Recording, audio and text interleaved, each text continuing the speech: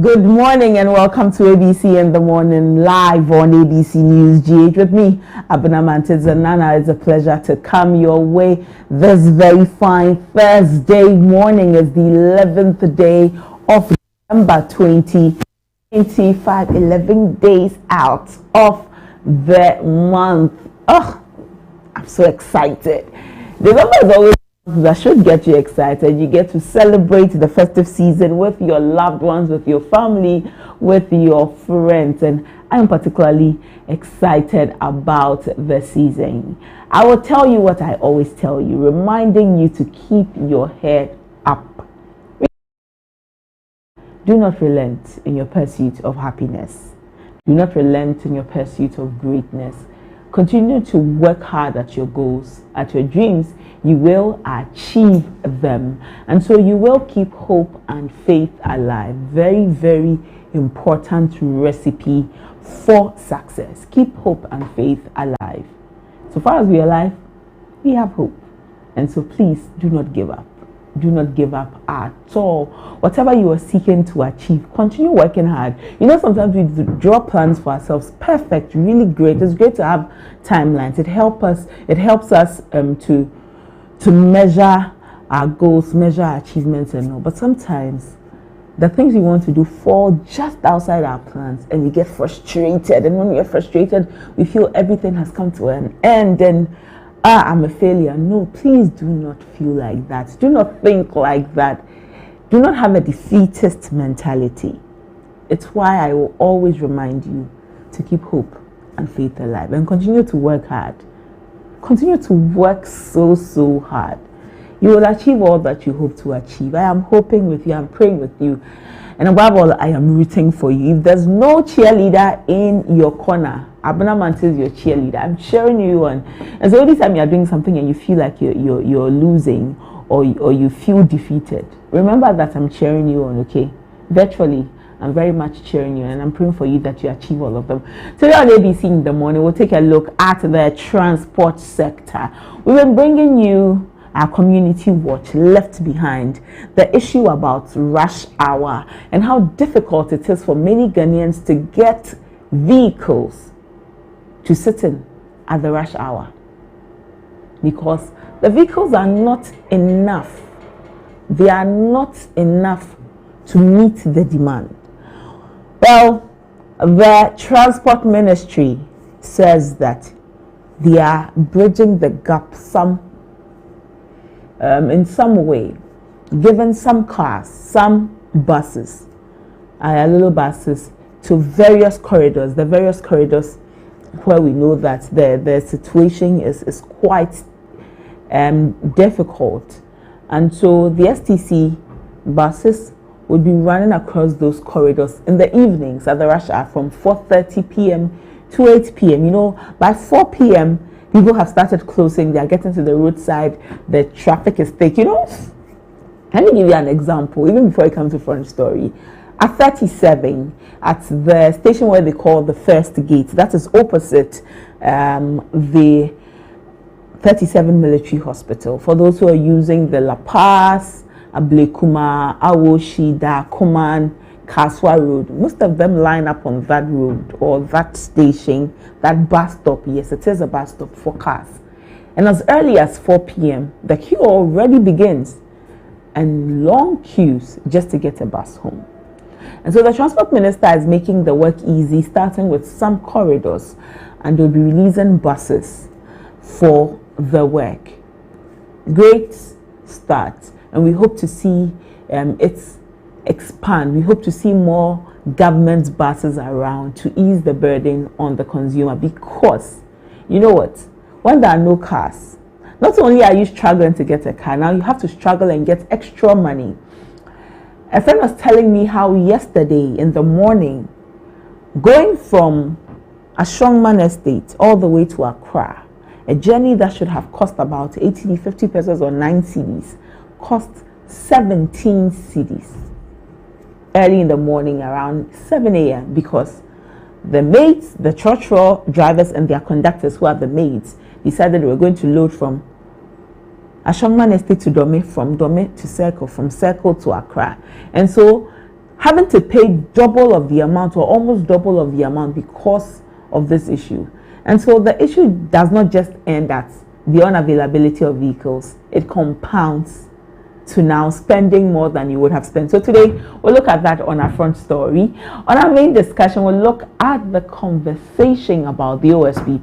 You know that the Majority Chief Whip, Roxanne Nelson, Dafiameto, and the Majority Leader, Mahama Yariga, have sponsored a private member's bill for the removal of the Office of the Special Prosecutor. Yesterday, President Mahama also says that it is too premature to start looking at or campaigning for the removal of that office.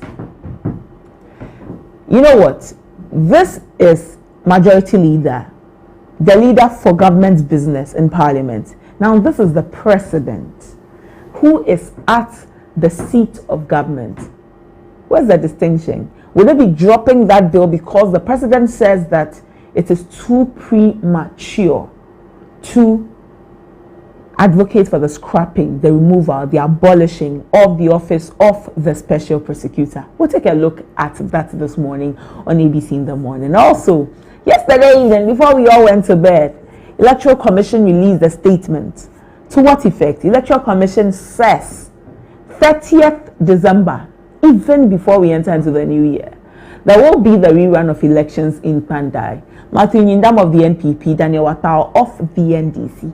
This follows the Tamale High Court's order. The Tamale High Court ordered that there be a rerun of the elections in Pandai. The NDC says, yes, we are for it. The NPP says, this is an affront to justice. How could a judge do this? The NPP have been so mad about it. In Parliament, the minority have been extremely vocal. 2 days ago, minority went to Parliament clad in black, very boisterous, decided that no government business was going to be conducted in Parliament and all. Well, EC says 30th December. While EC says 30th December, we also know that Martin Yindam and his lawyers have taken the matter all the way to the Supreme Court, and Supreme Court has set 16th of December for hearing of the case. That is about 5 days from now. We have some very interesting days ahead, and so we'll be looking forward to all of that. These are the conversations we'll be having on our main discussion this morning on ABC in the morning. We'll bring you so much conversation. Today we'll bring you a community watch. Will again continue to place emphasis on the lack of vehicles in our country, especially in the capital. We'll bring you the latest in the world of sports. I came to work this morning and my newsroom was already bustling with sports conversation. My producer, who is a Barcelona fan, and Eric, who is a Real Madrid fan, were going at it. And so I'll be waiting for the latest in the world of sports so that I'll understand why they were bickering about Barcelona and Real Madrid this morning. And then my favorite part of the show, I'll open the phone line so that you can call and share your thoughts with us. You call us on 053-916-1609, 053-916-1609, and share your thoughts with us. This is ABC in the morning. You're streaming live on our YouTube channel, ABC News GH. If you have not subscribed to the channel yet, kindly do so. Turn on the post notification by clicking on that bell button. We're also streaming live on Facebook, ABC News GH. If you have not liked the page yet, kindly do so and have all of our programs streamed live for you on the page. You can also interact with us via our socials at ABC News GH. You know what we put on our socials at ABC News GH _ snippets of our conversation. Anything that you miss, you'd find them on our socials, and so please do so. And if you have any birthday wish, any well wish you want to send to your friends and your loved ones, your family, slide into our DMs on our socials and send us that message. We will help you celebrate them on their very happy occasions. And our website is www.abcnewsgh.com, www.abcnewsgh.com. After this break, we bring you our front story. Stay with us.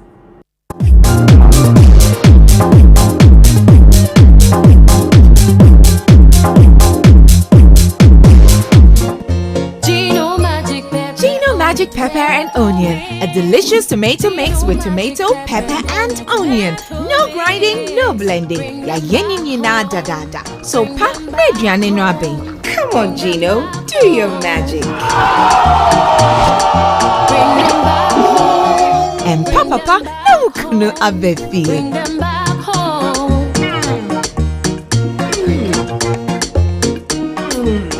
Tasty magic. And your daddy trying to kiss keke. Gino Magic Pepper and Onion. The magic that brings them home. This advert is FDA approved.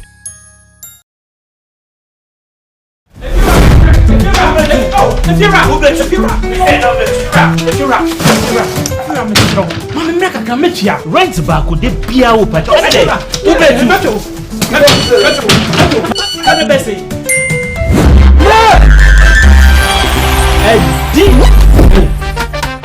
Come on, come and see what. We're this guy.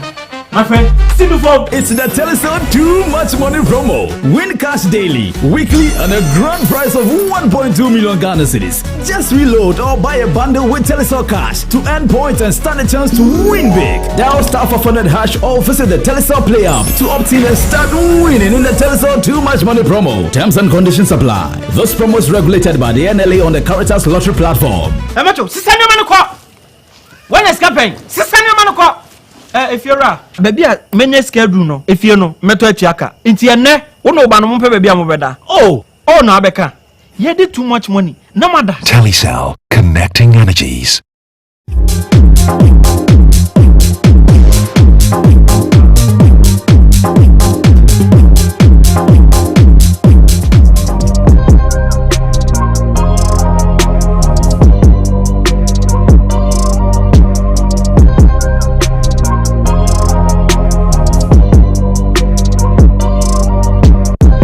You're welcome back. You're still watching ABC in the morning. On our front story, we'll take a look at the transport situation within the country. We'll be having some conversation on that because the transport minister, Honorable Bukari Nipe, has directed that some buses be made available on some selected corridors to ease the burden on commuters.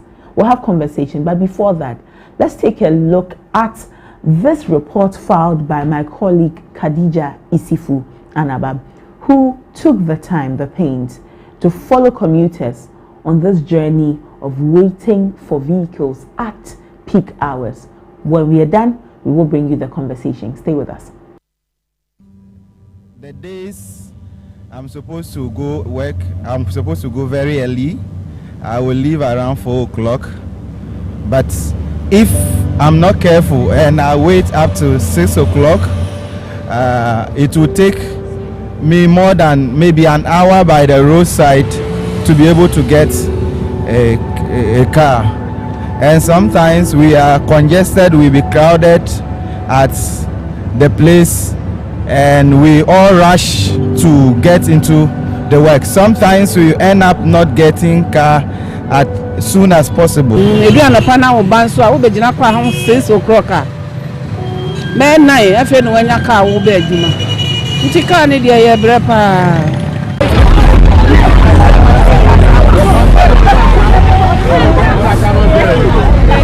Real bus is working. I mean, it's a huge bus. It can carry like most people. So by the time you close at 5 and you get here, it wouldn't be this dense. The government's buses are able to come. At least it's going to reduce the number of people here for those who are yet to come to the station to broadcast. It's very worrying.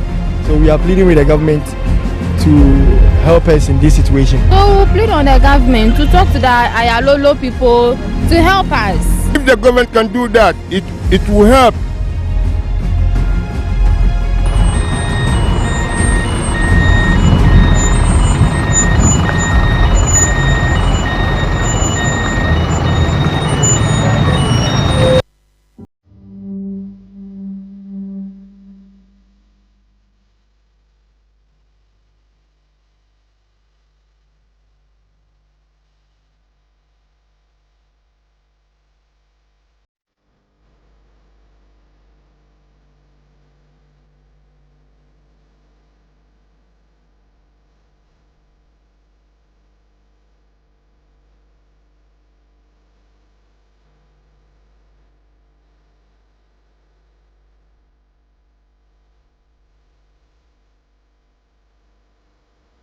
At sunrise, Accra awakens to a familiar struggle, a daily battle not for survival, but simply for a seat on a bus.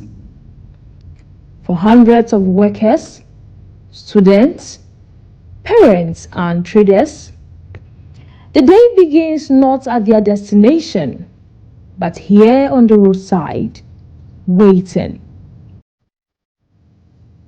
Every morning across the capital, the story repeats itself.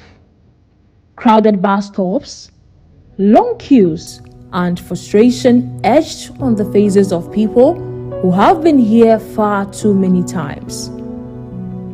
For some, the wait stretches from minutes to hours. They come early, they plan, they sacrifice sleep, yet the buses they depend on are too few, too full, or too unreliable. The days I'm supposed to go work, I'm supposed to go very early. I will leave around 4 o'clock. But if I'm not careful and I wait up to 6 o'clock, it will take me more than maybe an hour by the roadside to be able to get a car. And sometimes we are congested, we be crowded at the place, and we all rush to get into the work. Sometimes we end up not getting car as soon as possible. 6 o'clock. Man, if you know when your car will be We used to wait for a long time. Let me say, sometimes not less than 2 hours. Oh yeah, sometimes we close from work as early as 4.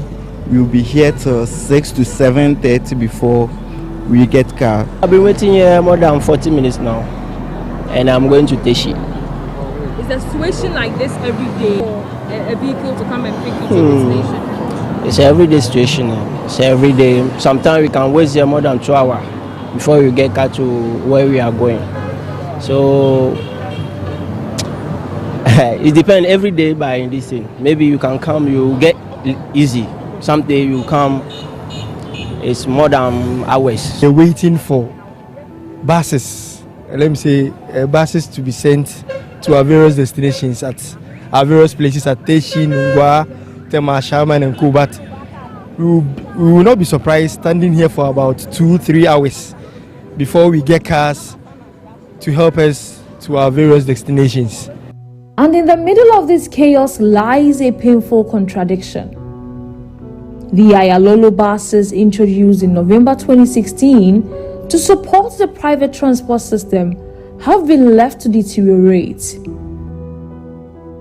The public relations officer of the Ayalolo Bus Rapid Transit System, Justice Safo, however, rejects these claims, insisting that the situation is not as commuters describe. There is this perception that most of our buses are packed, and it's quite baffling because we operate about 150 buses, and over 100 of them are currently on the corridors operating. So it's quite amazing when you see most of our buses are packed. Of course, next year will be 10 years since we've been in operation. We started in November 2016, so next year will be 10 years. So it's obvious, it's normal to find some broken down buses because it's almost 10 years. But to suggest that most of the buses are packed and people are not getting access to our buses is a bit difficult to comprehend. In fact, on our traditional corridor, which is the Amasaman-Pukwasi corridor, we currently have about 40 or more buses plying that corridor as I speak to you today.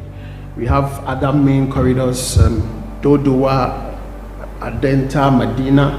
We have close to 20 buses on that corridor. On the Ashama stretch, we have over 20 buses. On the Kasua stretch, we have over 20 plus buses.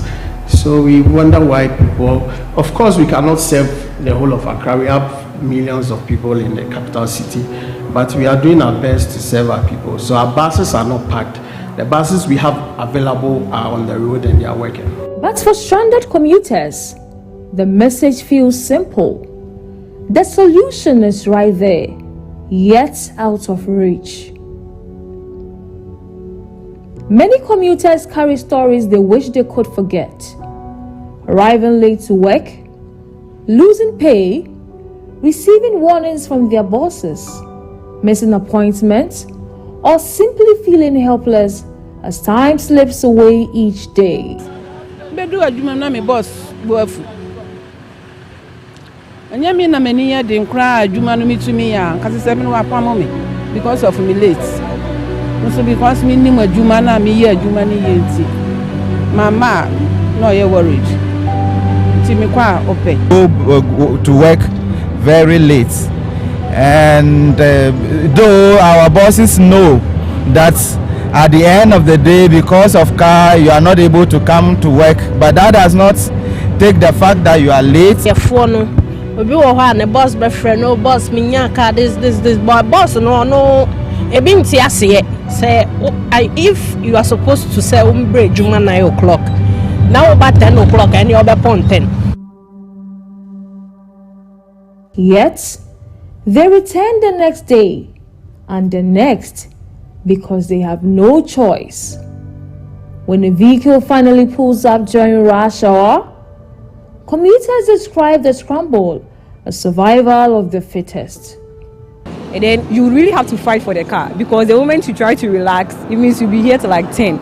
And after fighting, you can get home around 9 to 10. So if you are here at 10, you can do the math and see when you reach home, like 11 thereabouts. Right. It's very terrible and horrible. Because when, let's say, a bus comes and let's say there are about 100 people trying to make their way into the bus. One, let me outline some things that happen. People get hurt.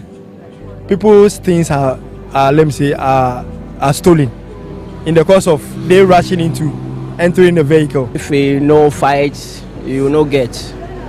You have to fight to get your place, or you have to fight to get the car, because you can wait here before the car will reach there. Before you reach there, now it full up.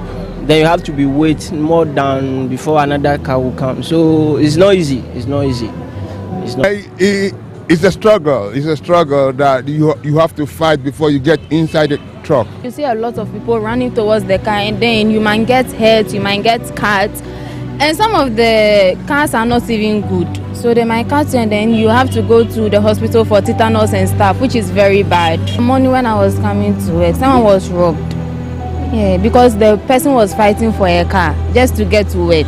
It's too bad, very, very, very bad, to the extent that we sometimes lose our phones and other stuffs. It's survival of the fittest.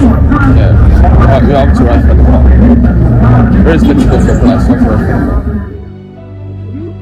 One might assume that with so many stranded people, ride-hailing drivers, Shaxi, Bolt, Uber, Yango would see booming business. But the reality is more complicated. It doesn't impact our sales because the sales it depends. It depends.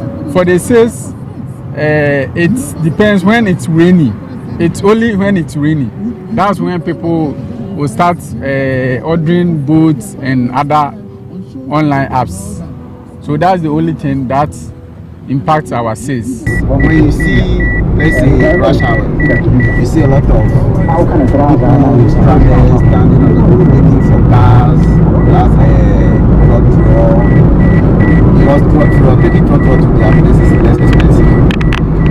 So you see most of them stranded at the roadside, and that makes it difficult for boat and Uber drivers to get passengers. During rush hours, prices surge. Private transport operators say these increases are often pushed by passengers themselves, who plead to be taken to their destinations at any cost.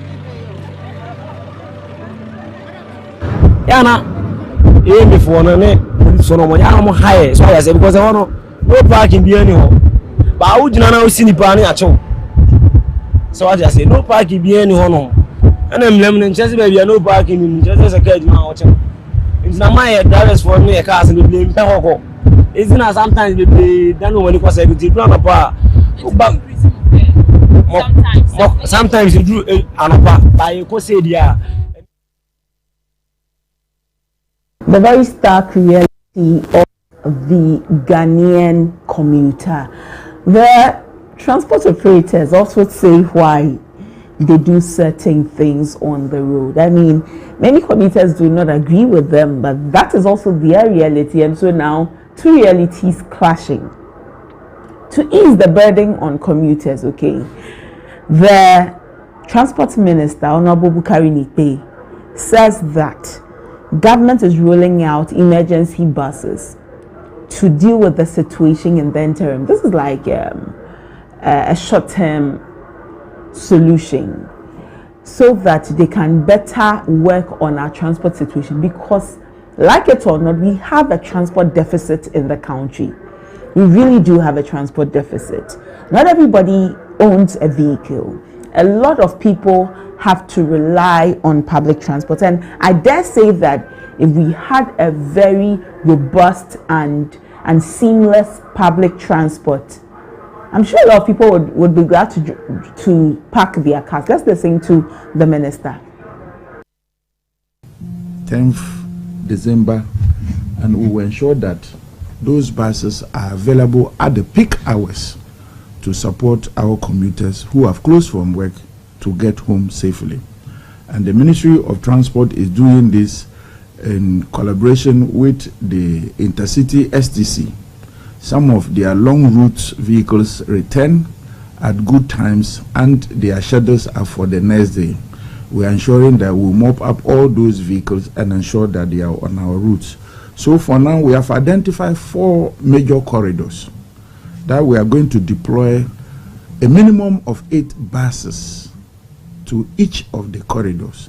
We are working to ensure that we increase the number of buses such that we'll be able to pick all our commuters home safely. And those corridors are the Accra, Medina, Adenta corridor. They will have a minimum of 8 buses starting from today at 4:30 p.m. to 8:30. That will be the operational period. We also have Accra, Achimota, Amasamai. They will also have a minimum of 8 buses that will also start operations today from 4:30 to 8:30 in the evenings. We also have Accra, Malam, Kaswa route that will also have a minimum of 8 buses that will also start operations at peak hours from 4:30 to 8:30 p.m. And the last route we have identified is the Accra Tema Beach route that leads to Tema. It will also have a minimum of 8 buses that will also operate between the hours of 4:30 to 8:30. This is an interim or emergency deployment of buses to help salvage the situation.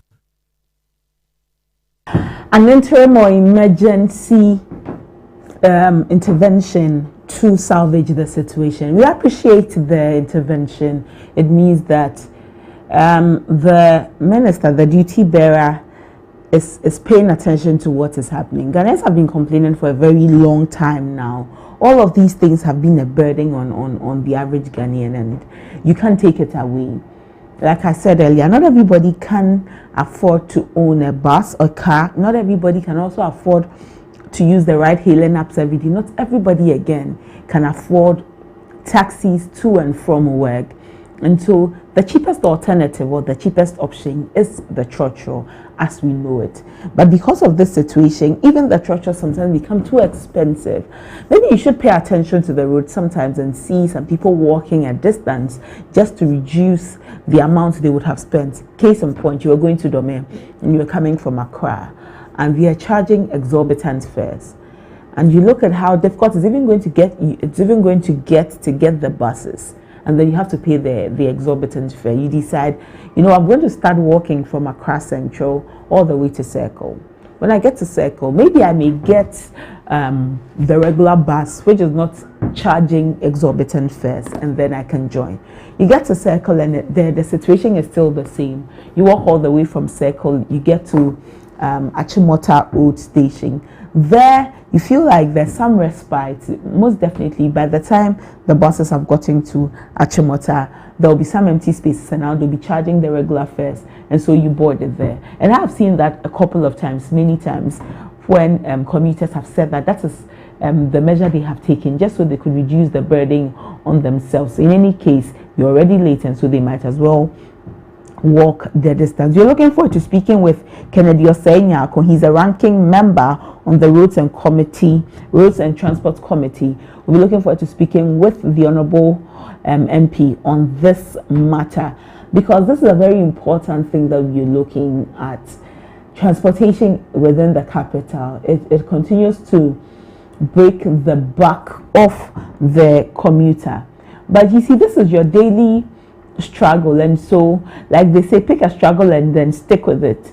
You can't resign from your job, because if you resign from your job, what are you going to eat? You can't also stop schooling, because schooling is what is going to set you on the path to greatness as a student. And so if you are not a boarder and you're a day student, you need to go to school. And so every morning you have to wake up, do your chores, and if you watch the documentary Left Behind, the students talk about how they're unable to do some of the chores that they have to do at home. Some even talk about how it's difficult to study when they have exam. At this point, many of the schools are almost done with their end of term examination. So imagine you're a day student and you need to write an exam, and you close from school at about 3:30 or 4 p.m. Already the traffic has started building up. There are a lot of people at the roadside who need to board a vehicle, and so you are there waiting for a vehicle. It's taken an hour or two and no vehicle has come just yet. You are standing already, you are not sitting. Mind you, many of our bus stops do not have seats. You're standing, you are not sitting. You're tired, you're fatigued, you're already tired from school. Now you are coupled with the tiredness from the standing situation. And then you get in the car after about 2 to 3 hours. What time do you get home? You're already fatigued. You do not have the mind to even learn. Meanwhile, you have a paper to write the next day. This is your assessment to see how well you are assimilating what you have thought. That is the situation.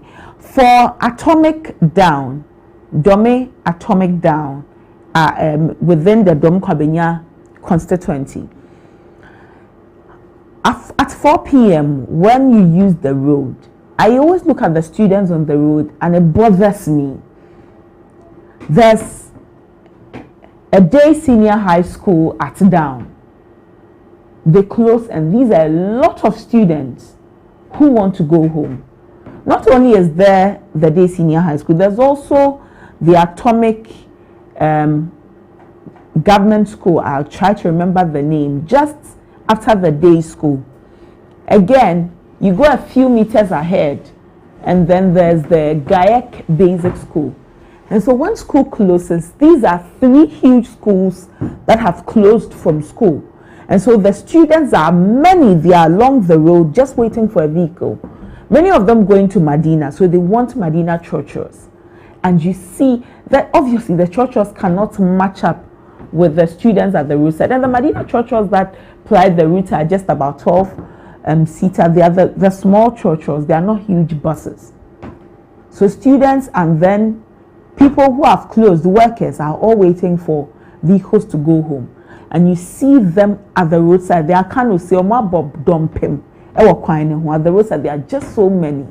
And you ask yourself, when will all of these students and pupils get a vehicle to go home? But that is their reality.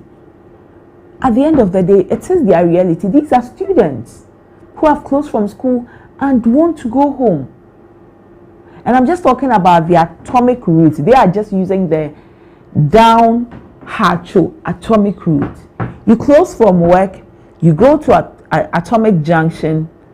The situation is the same. Long queues. After about 5 p.m., just to know that you're going to be in a queue. Very long queues. Medina is no different. Long queues. There are people standing at the roadside who want to go home, and the vehicles are not moving. Just go to 37, just at the Maxmat bus stop, where they call DVLA. And in the evenings, you get there. Most of the people who stand there are going to Medina, going to Adenta, going to Oyarifa, going to Pantine. They are there waiting for vehicles to go home. And the numbers there is quite stressful. Parents will come home, come and pick their children. Again, you look at the Bema Camp bus stop. The students from Bema Camp have closed, many of them going to Teshi, La, Nungwa, and there are so many at the roadside, those going to Medina, going to La Paz, Kaswa, just also at the other side, so many. The vehicles are not enough for the numbers at the roadside. And these are just a few places I'm mentioning. I believe that you can tell that they are replicated across the country. This is quite worrying. It is. It's quite worrying. It's quite stressful when you see the situation. Well, Ghanaians are very hardworking people. Regardless of this stress, they would wake up early in the morning again and then go to work and go to school. But the health implications of this issue, the lack of sleep, how many hours are you getting when you get home to sleep? And then you have to wake up the next day and then go. And so the Ghanaian is tired, is fatigued every single day. The Ghanaian is tired, the Ghanaian is fatigued, the Ghanaian is stressed. And they are always under pressure. But this cannot continue to be the reality of the Ghanaian. Something most definitely has to be done. Something most definitely has to be done about this situation. Because it can happen. Look at the women and the men who are talking about reporting to work, and your bosses do not appreciate the excuse of time. Because they also need you to meet your targets. They also want you to meet your targets. And they can't continue to receive your excuse of, because of traffic, I couldn't make it. But just look on your screens and see the reality of the Ghanaian. Just look at the reality of the Ghanaian every single day. Every single day. With the minister talking about these emergency interventions in this matter, we hope to see a long-term measure, a long-term plan to deal with this situation. Not just short-term. Short-term can only do as much. We hope to see a long-term plan for this issue and see how best we can solve it. Not only even seeing how we can solve it, we should see solutions. Solutions that benefit the Ghanaian commuter. Big solutions. Because this is really a struggle. This is a problem, a huge problem. But you know what? Our traffic situation also adds up to this problem. A trotro leaves the station to the final destination, and it's about 2 hours. Because it takes 2 hours because it's stuck in traffic. And so if it's going to be stuck in traffic going for 2 hours, and let's say when it's returning it's only about an hour, that is 3 hours for those who are already in the queue. It's a big situation. We need to also check the traffic situation within the city. When the AMA boss came into office, he began to decongest our roads, because by decongesting, our roads would become more pliable, would be opened. But the situation has reverted. The roads are still congested. You walk through town, go back to La Paz and see how choked La Paz is. selling on the pedestrian walkways, selling every and anywhere. Now the drivers also using the narrow path and are impeded by those selling. The traffic continues. Go to Accra Central. The last time we spoke with the Ghana Road Transport Council, they talked about places within Accra Central where buses were supposed to turn, and all those places have now turned into shopping centers. So where are the buses going to turn? Today is Thursday. Go to Accra and see the situation for yourself. You bought a church going into Accra, and you will be dropped at a farther area. This is the situation for many Ghanaians. Well, let's have some conversation. Let's speak with the ranking member on the Roads and Transport Committee, Honorable Kennedy Osei-Nyako. Good morning, sir, and thank you for your time. Good morning, madam. How are you? Fine, thank you. We are grateful for your time this morning. Thank you. The Roads Minister, Honorable Joseph Bukari-Nikpe, has announced an interim measure of releasing some vehicles along certain corridors to deal with the situation of no cars at peak hours. How do you receive this, sir? Well, first of all, thank you very much, and I just want to say a very good morning to your cherished viewers and listeners as well. Yes, I read about it yesterday. I think it's a very positive news. It's not the first time that this is happening. It's not a novelty. During the past administration, when it's getting to Christmas or Easter, Metro Mass Transit Limited mostly also do same schedules and put several buses on corridors that normally they are heavy commuters on that stretch. So it's not a novelty, but I think it has come at the right time to mitigate the recent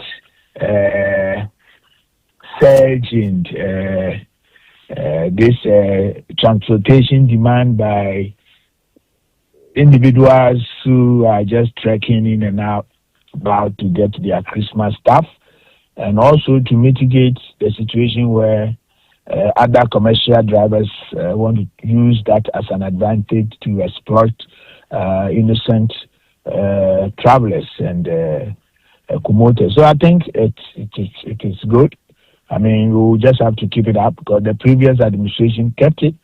And if this government is also continuing it, I mean, I think it's something that when we are able to have enough of these buses and put on, I mean, dispatch or deploy on all these heavy traffic corridors, it will also help. And you know, I mean, this public transport, government-owned transport, normally their fares are between 30 to 20, between 25 to 30% lower than what the other commercial operators will collect. So I think it's good. It's good, something that all of us welcome it. Yes. Well, Honorable, we understand that this is an interim measure, as the minister announced, but this situation perpetuates. It's a situation that has been there for a very, very long time. And so beyond this interim measure, what should we be looking at government doing to solve this situation in the very longest time? Well, you know, I remember when President Kufuor introduced this Metro Mass buses, the intention was to make sure that every part of the metropolitan, the cosmopolitans, and let's say big towns, they have enough of these buses to help carry our mothers, fathers, and uncles, you know. So that was the main intention, and it has been there. And when it was introduced, we all saw that there were buses on each stretch of all the corridors, especially in Accra here. Over time, I think the operation started reducing. I'm sure maybe they were also looking at other measures. It could be that the buses got old, they could not replace them. It could be that the routes were not profitable at that moment, so they were looking at where they can operate to break even. I mean, it's something that I think we need to go back and look at it. That government transport service is normally not only about making profit, but offering social services to the people and ensuring that people don't struggle to get transportation to their works and other places. So, as part of maybe a long-term measure, I think the government should look at how maybe they can add more buses to maybe Metro Mass, which normally they deal with the intercity and intracity operations, so that they can have enough fleet to deploy some to other routes. I mean, when during peak seasons and all those stuff. So, yes, I agree with you. This might be an interim measure, but I agree that there should be a long-lasting solution, a permanent solution, which will be able to deal with this matter. So, maybe I'll also take it up with the minister at the committee level to see, because I know government in their 2026 budget, they plan to, Metro Mass plan to acquire some new buses. We'll see how we can, the committee is instrumental in this whole process to ensure that they also consider getting more buses on some of this heavy traffic route or heavy pocket. Okay. Well, yes. Well, we would love to see what you do at the committee level to see how we deal with this situation. But this situation has also given birth to a very worrying trend, one that is taking a big toll on the pockets of commuters. The trotro drivers and their mates charge unapproved fares at peak hours. For a fare that could be 10 cedis, at peak hours they could be charging 20 to 30 cedis, as much as 30 cedis. GPRTU says that it is not within their domain to deal with situations like that. They push the blame to the police and all. How can we deal with this situation? This blatant stealing from commuters? Okay, so, well, I mean, you know how bad the Ghanaian, some of the Ghanaian people are. I mean, all the time they think of how to take advantage of other people to exploit that people, which is very bad. I mean, you don't see it when you travel to other places, but it's like most of the Ghanaian people are born bad. They try to always make sure they take undue advantage of people. I think this matter came yesterday. We were having a meeting, which the transport minister was part of the meeting. This matter, I mean, one of the members raised this issue. We're just discussing about the road traffic amendment bill that the minister has introduced, has laid in Parliament, and this matter came. And you know, the Akufo-Addo government, through the National Road Safety Authority, passed as part of one of their rules and measures. I mean, they were to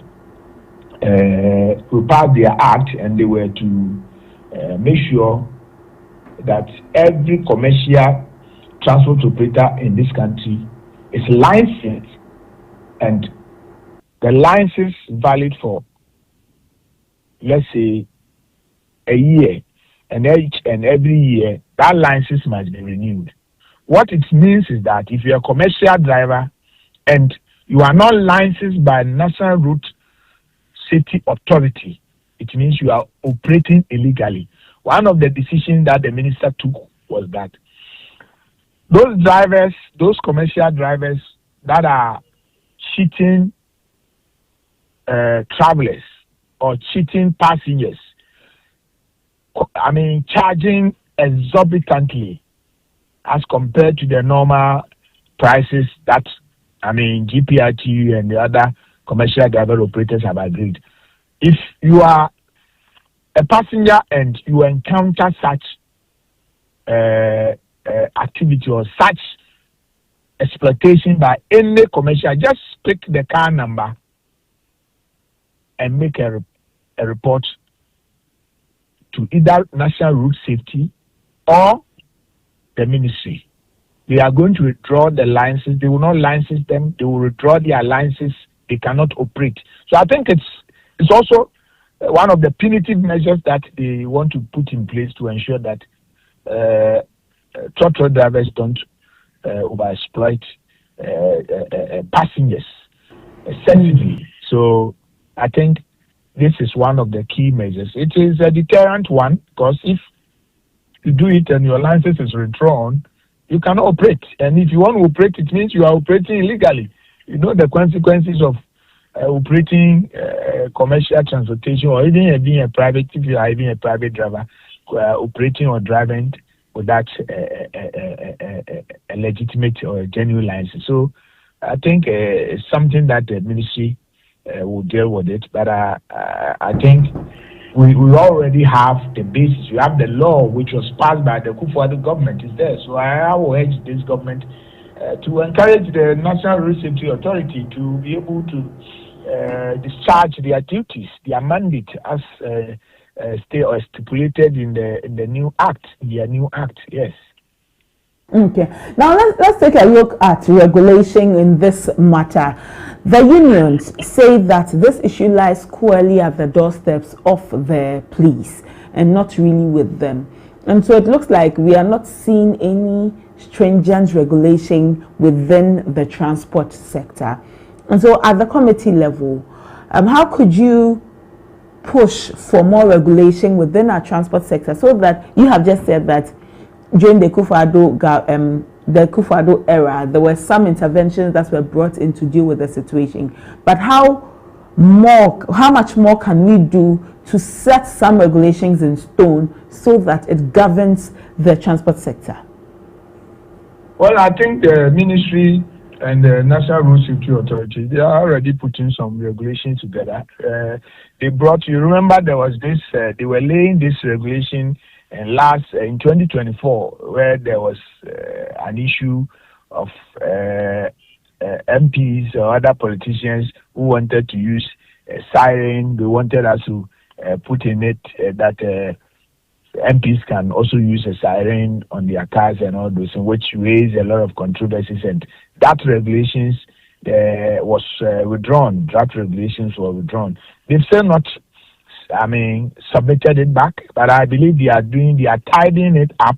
In that regulation, it talks about how the National Road Safety Authority will deal with this matter in terms of how they will be able to regulate properly the commercial transport sector. As we speak, and there are no law that regulates that sector.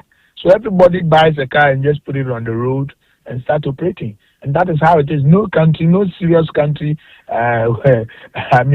will develop with that kind of behavior or attitude or mindset. So I think it's something that we have to encourage, because a law, because if the previous government has taken the painstaking to just pass such an act which only needs the regulation to be able to operationalize it, then this government has a lot of responsibility to ensure that it is being operationalized. So they should bring the regulations so that National Road Safety Authority, like we have the civil aviation, which regulate our airspace and air travels. We have the maritime that regulate our maritime industry. The National Road Safety Authority, the law has mandated, the new act has mandated them to also regulate road transportation. So they are mandated to deal with all this matter. The law is on their side. What is left with them now is to have the regulation which give details as to how the implementation process should be done. That is what is delaying. And I don't know why 2025 has passed. It's almost over. And yet the bill, the regulation was still not brought to Parliament for us to deal with it so that they can have it. So maybe you can ask those in government, you can ask the executive or the minister in charge of transportation to explain to Ghanaians why the delay, why they haven't been able to submit the regulation to Parliament. So I am unable to answer why they have not been able to do that. I can tell you there are sufficient laws that were prepared by the previous administration, the Kufuor government, that was to deal with these matters and be able to curtail whatever indiscipline that we have in the sector. Well, we enter into the festive season in a few days. I dare say we're already in the festive season. A lot of people are looking forward to seeing more done with our transport system in the country, especially as we also will be entering into a new year. As a committee, on a committee level, what are some of the things that you are discussing that Ghanaians should be looking out for to make our lives better on our roads? We are lawmakers. We make laws. So whenever the government thinks that we want to introduce a new law, you want to amend the law like we are doing now, that the government wants us to deal with the Road Traffic Amendment Act, which to be able to deal with some issues that have been going on, especially with this Okada operation that you see it everywhere. Everybody buys a motor, put it on the street, carry people, and we've seen the fatalities that have been recorded as a result of this Okada operation. There are no safety measures, nothing. This time around, the government thinks that he needs to amend the existing law, the Act 683, to be able to accommodate some of these issues. There are issues of why should somebody be 25 years before the person is able to apply a license to ride either motorbike or anything. So they now want to reduce the age limit and bring it to 21. We are still discussing this morning. That is why I'm on my way. Yesterday, the committee met to have a preliminary discussions on the bill, which we are going to continue this morning. So yeah, there are so many things that we can do. Whatever we have to do, our role as a committee is to provide an oversight on the parent ministry or the ministry, and we will continue to provide that oversight when whatever we think that it will not help the transport sector or the road sector.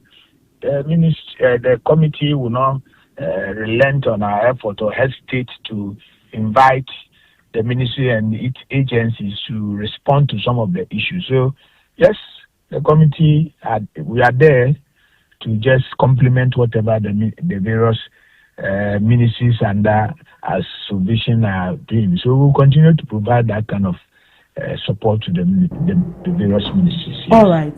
Well, thank you, sir. We'll look forward to speaking with you the more on these matters about our roads and transport sector. Thank you, sir. You are most welcome.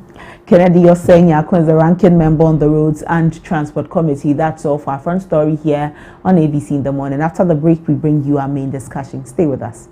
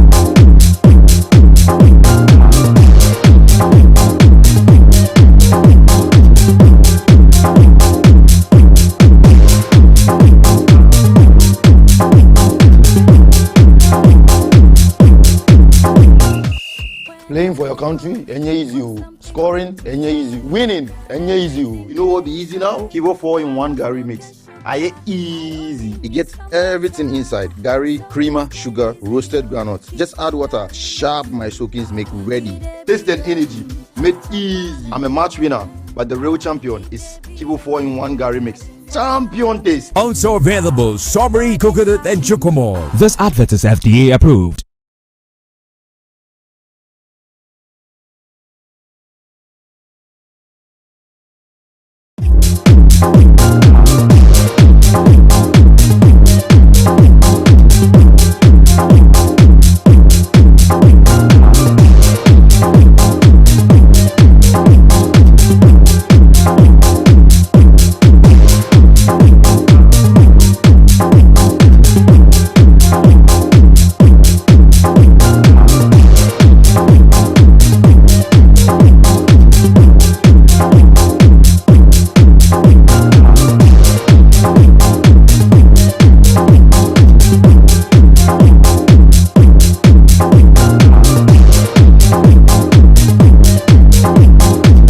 Welcome back. This is still ABC in the morning here on ABC News GH with me, ABENA MANTE. It's time for our main discussion. Yesterday, the Electoral Commission of Ghana released a statement concerning the rerun of elections in the Pandai constituency. I will read the statement to you and we will have some conversations on the matter. So this is what the Electoral Commission says. Rerun of Pandai constituency parliamentary election. The Electoral Commission wishes to inform the general public that following the Tamale High Court ruling on Monday, 24th November 2025, ordering a rerun of the Pandai constituency parliamentary election within 30 days and upon receipt of a letter from the clerk beg your pardon, I will read that again. And upon receiving a letter from the clerk to Parliament on Tuesday, 9th December 2025, formally notifying the Commission of the occurrence of a vacancy in the membership of Parliament, the seat of the constituency in Parliament has become vacant. The Electoral Commission will hold a rerun of the parliamentary election in the Pandai constituency on Tuesday, 30th December 2025. The rerun of the Pandai constituency parliamentary election will be conducted for only the 3 candidates who contested the 2024 parliamentary election in the said constituency. Thank you. And it is signed Mr. Fred Tete, Deputy Director, Research, Monitoring and Evaluation Department of the Electoral Commission. This letter is dated, or this press statement is dated 10th December 2025. And this is what the Electoral Commission is telling us. 30th of December 2025, it's a Tuesday. That is the day that the rerun of elections will hold. The NDC took the matter to court. They raised concerns about some irregularities that occurred during the election. The Tamale High Court saw merit in the NDC's case and has ordered that the entire election be rerun. They have ordered that the entire election be rerun. The NPP has raised concerns. They say that, well, there was a few constituencies that the NDC alleged that there were inconsistencies. Why didn't the judge, beg your pardon, just say that there should be a rerun in those selected constituencies, seeing that the number of votes in contention was just about 500 votes, and then asking that the entire election be rerun. This is the concern of the NPP. The NDC says that, well, we are right. We said it. This election was fraught with illegalities. This election was fraught with illegalities. It is why the court has seen that we have something. The court has seen that there's merit in our case, and so they say they are ready for the election. The NPP are not happy about this matter at all. We are looking to having some conversations on this matter We will be speaking with the Deputy Director for Elections and IT for the NDC, Mahdi Jibril, and also Deputy Communications Director for the NPP, Kokro Esiedu, on this matter. We'll be speaking with them on this matter so that we can fully appreciate how far this issue has come. We will fully appreciate how far they have come on this matter. And so we'll be having conversations with them on this. But 30th December, it's a Tuesday. That is the day set aside. That is the day set aside for this rerun of election. For this rerun of election in Pandai. For this rerun of election in Pandai. Daniel Wapao of the NDC and Matthew Ndam of the NPP. Those are two contenders from the two major political parties in the country. Two contenders from the two major political parties in the country. How is it going to be? Because of this matter of rerun, the minority in parliament were very, very livid. They were extremely livid. They said that the speaker should go ahead and direct the clerk to rescind the letter that it sent to the it sent to the Electoral Commission. But let me take you back to 2024. During the 2024 elections, the parliamentary election that was conducted in Pandai, Matthew Nyindam of the NPP polled some 27,647 votes, representing 53.20%. Daniel Salawatao of the NDC polled some 24,213 votes, representing 46.60%. And Donko Eric Nipani of APC polled some 104 votes, representing 0.20% of the votes. The Electoral Commission says that the rerun of the elections will have these three candidates or these three persons on the ballot. Well, let's have some conversation. Salam Isia is a senior researcher at the Global Info Analytics. He joins us. Good morning, Salam. Thank you for your time. Hi, good morning, Abra. How are you doing? I'm fine, thank you. I trust you're also doing well. I got it. Salam, now EC has set the date for the parliamentary rerun. All things being equal, 30th of December, there will be the election in Pandai. Have you at Global Info Analytics done any polling on Pandai? Have you sought to see how the environment is looking like for any of the candidates? No, not yet. I'm even yet to speak to my boss to know if to even do the polling at all. Okay. You've not done that yet. Now that they've fixed the date, maybe we will be there to. But I mean, the temperature. Drawing on past occurrences, at least we have the Ablekuma North rerun as a yard. We also have Akwetia as a yard. If you were just gleaning through what has happened over the year and the dynamics in Pandai elections, what do you think it would look like? Yeah. If you look at the result historically of the 7 elections from 96 to 2024, NDC has won like 4, NPP has won 3. That's 2012, 16, and 24. Mm-hmm.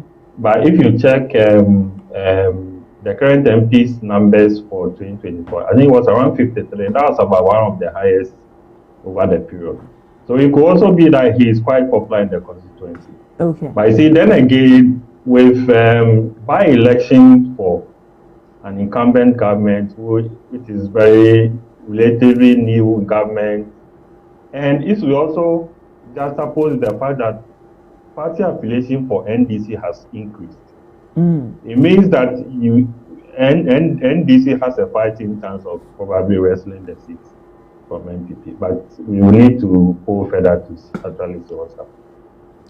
The NDC are very confident about winning this seat. They use the same campaign message that they used for both Ablekuma North and Akwatia for this Tandai seat. They say that vote for an MP whose government is in power, because in any case, if your government is in power, you are the one who is able to speak for it to reach a larger audience.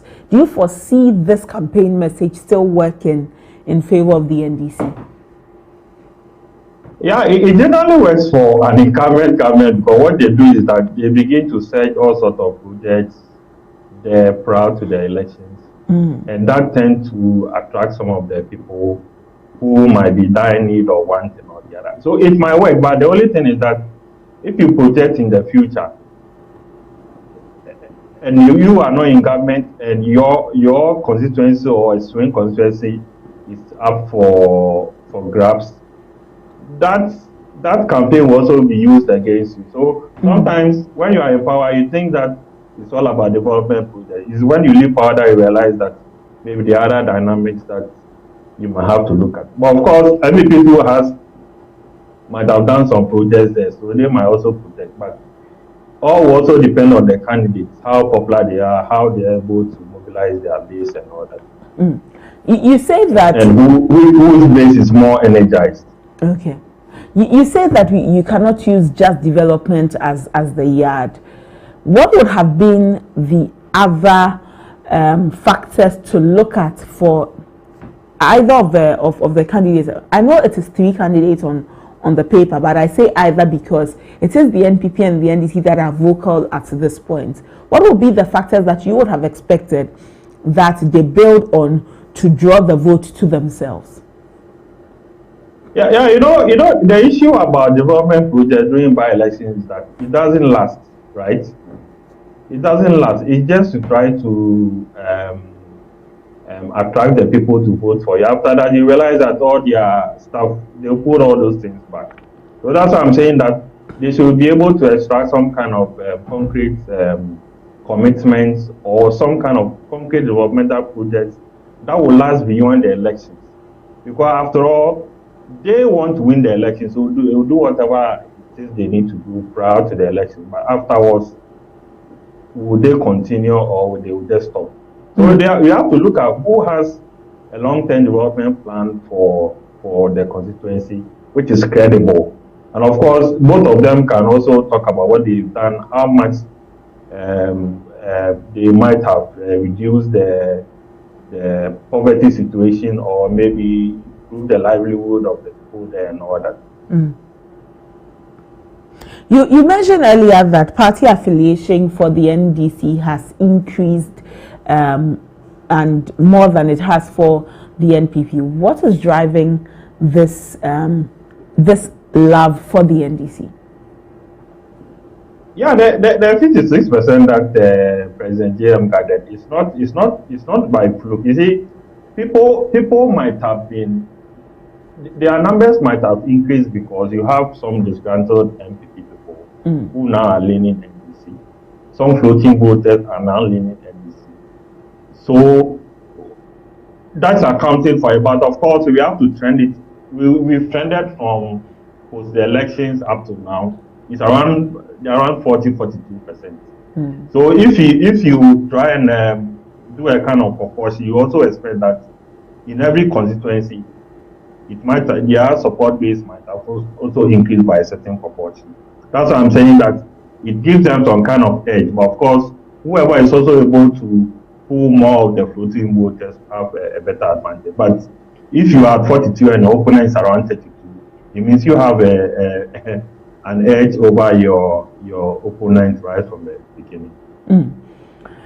For this point, the NPP feel that this is a blatant, this is a really open way by which the government wants to snatch certain seats from them. They have even gone ahead to allege that now that there are state institutions that are doing the bidding of government. What will it mean if after all of these comments, it happens that Matthew Nyindam retains the seat?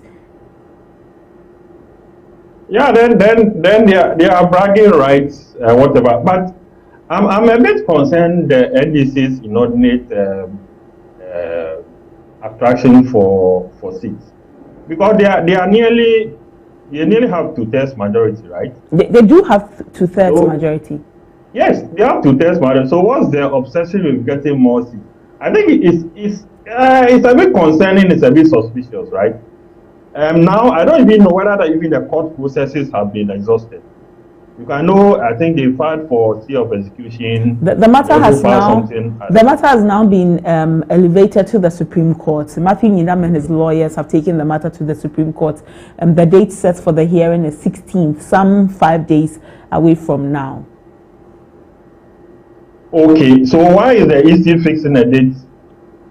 Or they are expecting that the case will be cleared before? Well, the Parliament sent a letter to EC declaring that the seat is vacant. Some persons have raised concerns that Parliament should have waited until the Supreme Court had heard the case and made a determination, knowing that whatever decision the Supreme Court would take would nullify every other decision by the High Court or any other court that would have taken a decision on the matter. And so for some who they belong to the school of thought that Parliament should have waited, allowed the Supreme Court to take a decision, and then have acted after the Supreme Court's decision. As for the EC, since Parliament has written, or the clerk has written to the EC that the seat is vacant, they understand that within 30 days they need to conduct the rerun, and so that is why EC is conducting the rerun.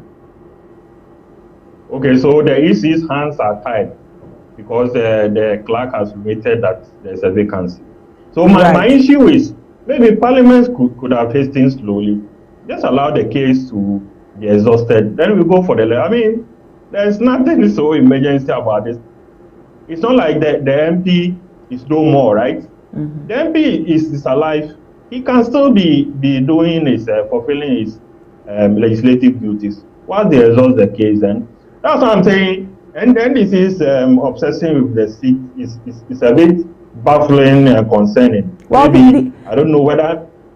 Mm-hmm. Please go on.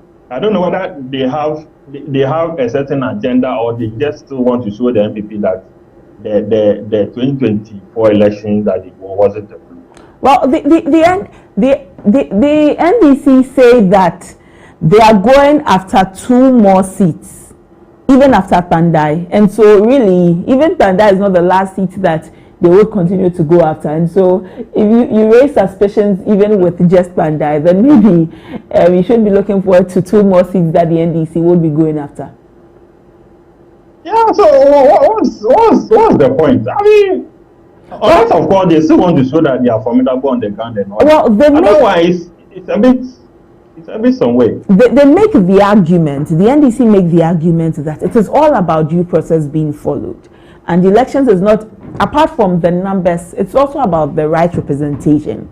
Because if in say ABC constituency, ABENA was the rightful winner, and because of some skewed processes, Samuel was declared winner, they do not care the numbers they have. They would go after it because ABENA is the winner. So for them, it is the principle of the matter. That is the case the NDC makes. Yeah, but that makes it a bit flawed, because you see, when you remember the Akwetia one too, they were pushing, so I think they were trying to hasten the process for the by-election. The point is, there are processes laid down for these things to be done. Okay, just allow the process to be exhausted. I don't think anybody loses anything. I mean, for now that the case is at the Superior Court, it means that it's still not exhausted. So if they say that they are trying to deal with a certain wrong that has been perpetrated, we can't conclude now because the Supreme Court is here to hear the case. Unless, of course, they are prejudging what the Supreme Court will come out with and feel that it will still not change anything. So they still want to push for the by-election or the rerun to be done. Otherwise, it's a way. But now politicians can be interested. So Well, you're bringing in questions about this matter. Brings me to my next question. There's also a section of the public who believe that the tangent the NDC is on with regards to snatching seats from the NPP would make them unpopular within the eyes of the Ghanaian people. Juxtaposing it towards the affinity for the NDC, and now people raising concerns, eyebrows about the NDC's modus. How do we balance that? Do you see that there may be a clash at some point? Well, okay. For now, my concern is that it looks like they are trying too hard to get more seats, which doesn't seem to be so necessary, at least from my point of view. Of course, people will begin to turn against them if they realize that the intention of getting more seats maybe effect some kind of constitutional changes that will allow for maybe a kind of third term or some kind of, I mean, if it gets to they trying to use their numbers to maybe bring a fundamental change in the constitution, or that's where I think people are going to turn against them. But for now, it also shows that the fact that NPP is also losing those seats shows that fundamentally they also still not yet to recover from the 2024 issues. And that should be concerning for them. For them, okay. Because earlier, when we're talking about the NDC's message about having an MP whose government is in power, you would also recall that in the case of Jachikwe Singh, he still got the mandate of the people. His government was not in power. And so for the NPP, at this point, what should they be looking at to turn their fortunes around with regard to having the Ghanaian people accept them, especially also as they have Pandai ahead of them? Yeah, I think if they are seen often, I think the NPP overplayed their hands. Okay. You see, when you make the thing to be as if you are trying to persecute the guy, you rather caught sympathy for the person in the constituency, right? And the guy too is a bit popular. He's done a lot of things for them. So it was difficult for them to overturn. You know, it was around, was it 22 or 23? Around that time too, the government has become very unpopular. The opposition has also energized on the ground and all that. You know, when we did our first poll, the NPP candidate was leading, and they went to sleep. The NDC, they were polling more, they were doing their groundwork, and they won. So I think that the Asin North case is a bit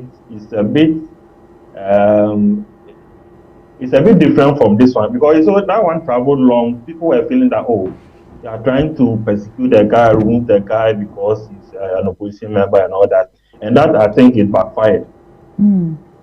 For Matthew Nyindam, he seems to also be on that path where some feel that he's also being persecuted.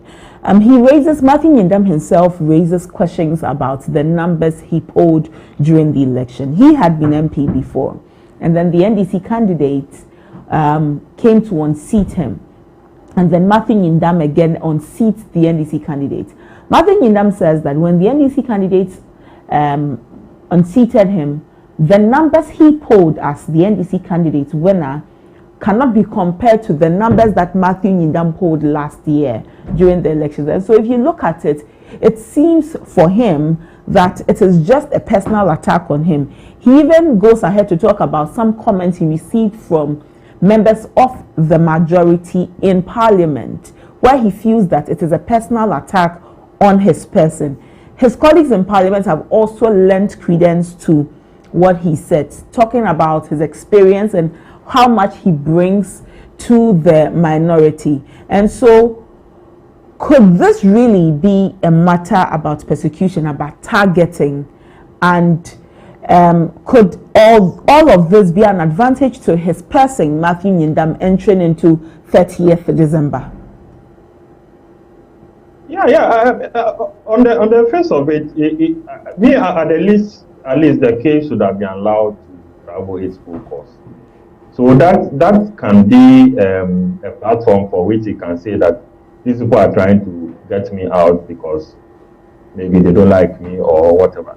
But you see, because I think his 53 is pretty good.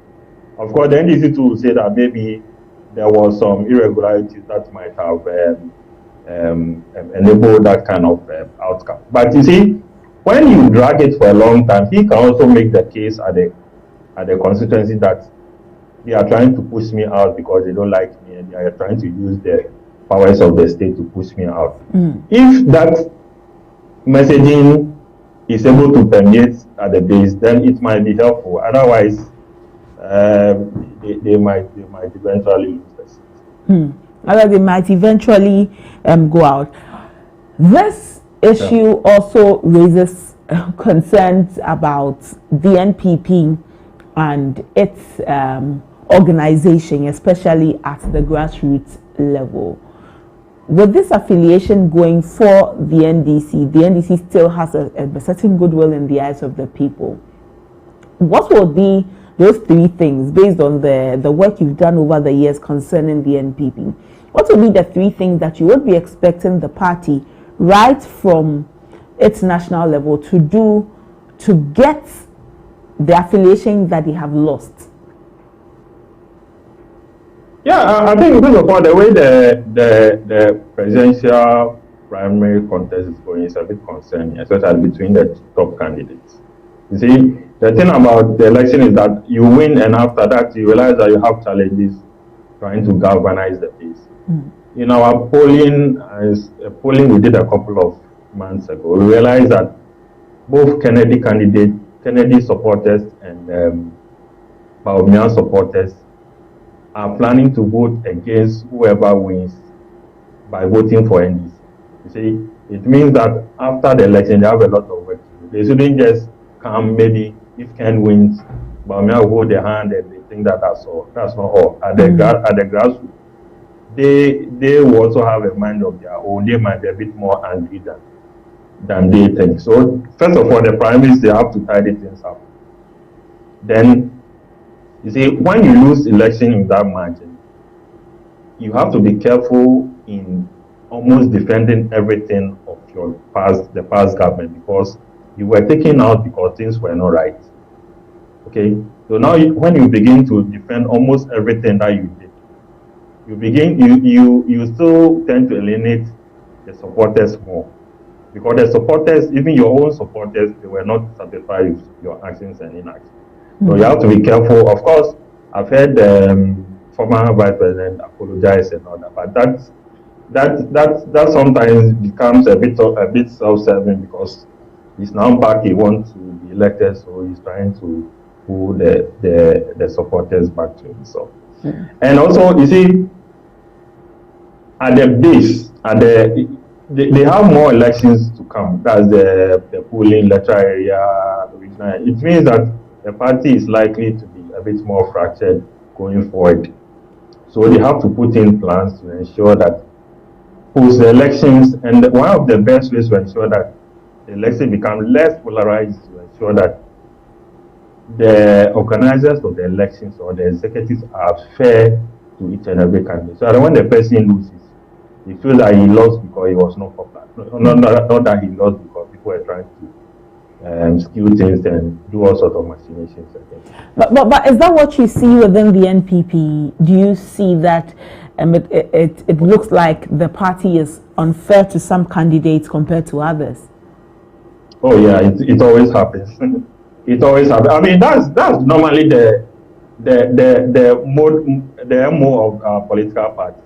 That's how come we get all these independent candidates and all these people. You know, the thing about independent candidates, you think that it's only the candidate who is going there, but actually the friends, family, and all his associates, you're also losing them.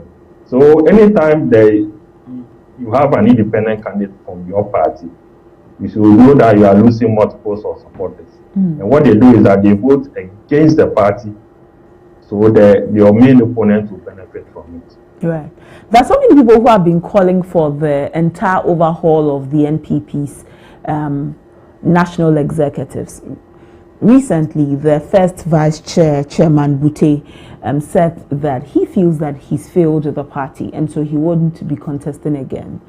How much would the overhaul of the entire national structure benefit the NPP as a whole? Yeah, it's a fresh start now. It's just like you wrote an exam and you didn't pass. Okay, you try to do things very differently from what you did. Those who are in charge and superintended over this massive defeat. I mean, they shouldn't even be talking about re-election. I think the national organizer said we will go for re-election, but I think maybe the general secretary. Generally, you have to just overhaul the whole system.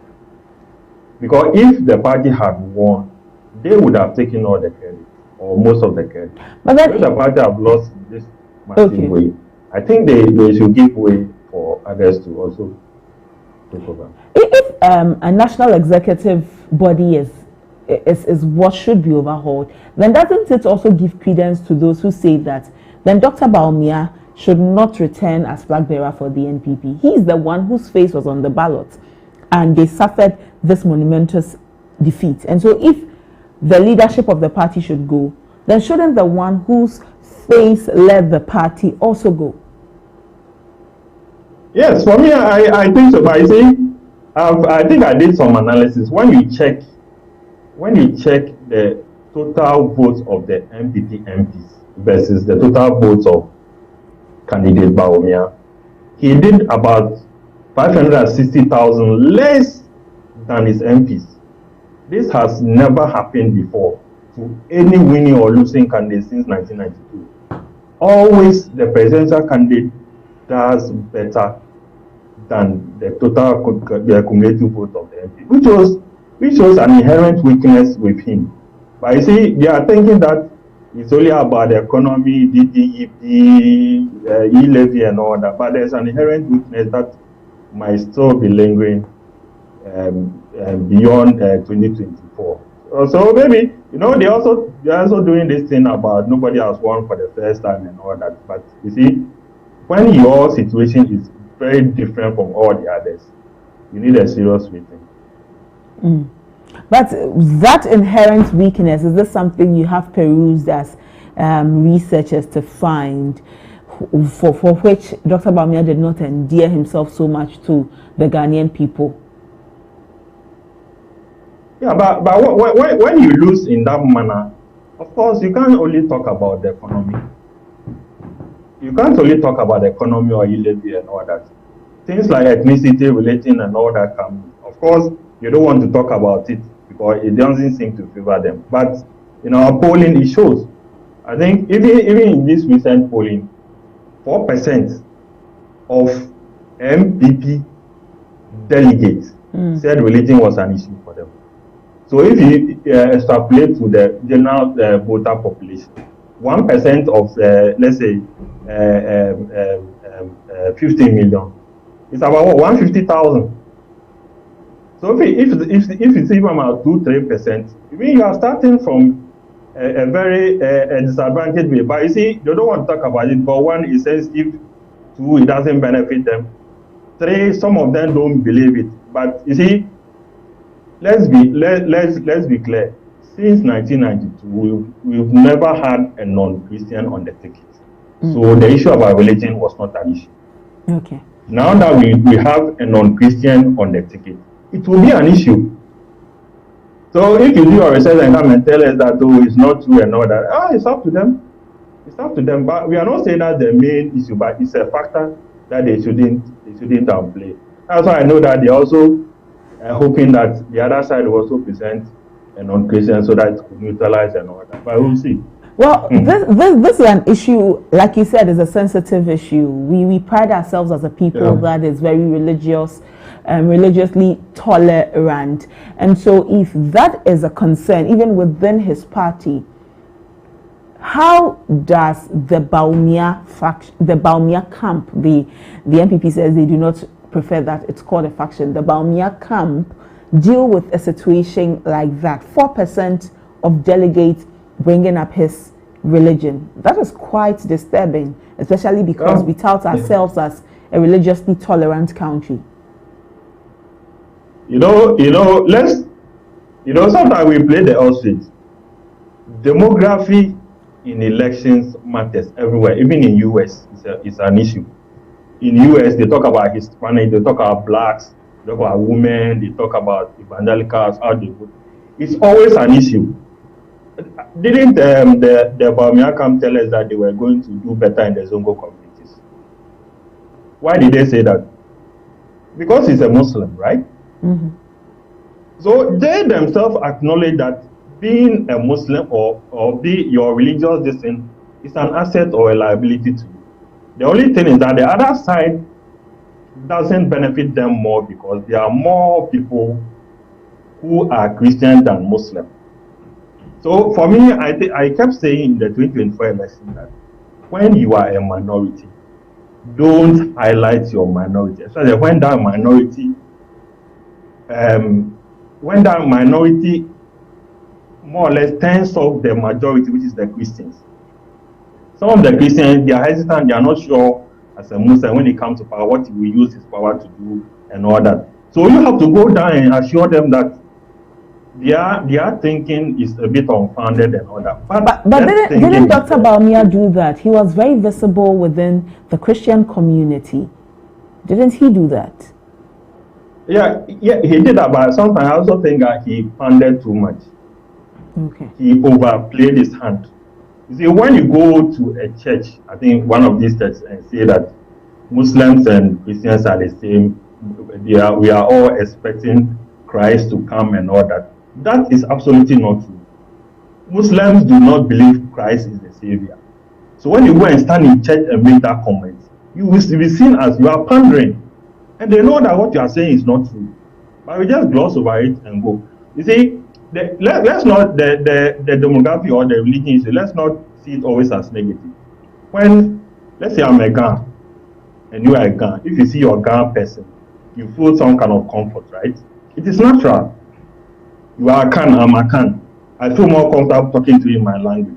That's how you should see the issue about demography. People are attracted to people of their own kind, people of their own culture, people who speak the way they speak, who worship the way they worship and all that. You don't have to discount, you have to accept it and work on it. And in doing that, you don't have to overplay your hand. Other people will see that one side you see that you are pandering, the other side you see that you are desperate. Okay. All right. Well, so let me take a quick break. I'll be back and then we can continue some conversations. But thank you so much for being with us, Salam.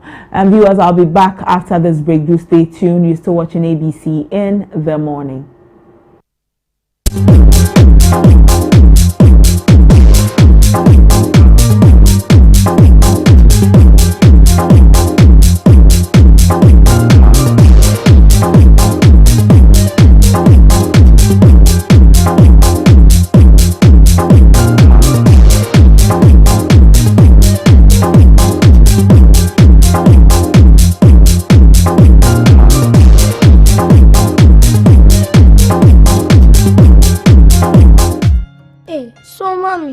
To do my day jollof. Oh, Kwame. You know our secret, right? Yeah. Yes, me. I've got it. Now add your Gino jollof mix.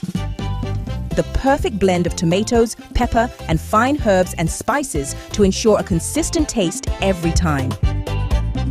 And there you have it, your original Ghana jollof. Jollof so good. Jollof so good. Tasty, yeah.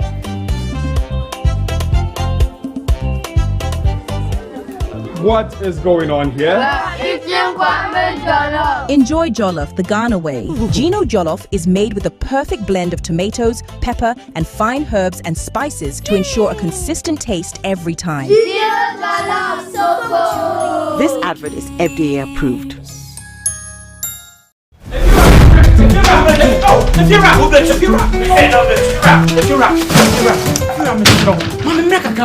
Rent back with the Pia Upa.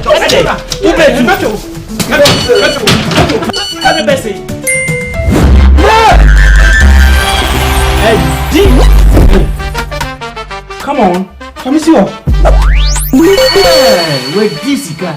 My friend, see before. It's the Telecel Too Much Money promo. Win cash daily, weekly, and a grand prize of 1.2 million Ghana cedis. Just reload or buy a bundle with Telecel Cash to earn points and stand a chance to win big. Dial *500# or visit the Telecel Play app to obtain and start winning in the Telecel Too Much Money promo. Terms and conditions apply. This promo is regulated by the NLA on the Caritas Lottery platform. When is campaign? If you're a baby, many schedule no. If you know, meto chiaka. Inti ene, uno ba no mpe baby amobeda. Oh no abeka. You did too much money. No matter. Telecel, connecting energies. Hey there and welcome to Streets We Day. On this episode, we are at Circle going to ask people a few questions about the new products of Gino. Stay tuned and follow me. Pacho, your friend say? Okay. Inti your first question, one say, we should Gino adverts na. Omo nyumbi ende no omo kan bibi wo ho. Omo kan dey. No ma Chris hi. Ananya no.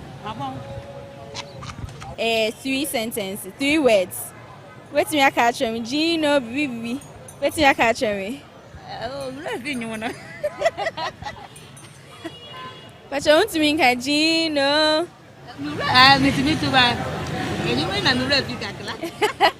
Wow. I love Gino. I can't miss this one. Is Gino pepper and onion? Yes, that's correct. So here's your gifts for them. Wow, thank you. Hey Gino. Tomatoes paste. And yeah, the onion, na pepper wom, bibia wom. What the budget love na ko here. Gino, we ko budget love. Gino. Perfume rice. I perfume rice now. Different ones, Saba. Aye. But we tomato paste na there, Gino. As for that, the perfume rice. No papa ni and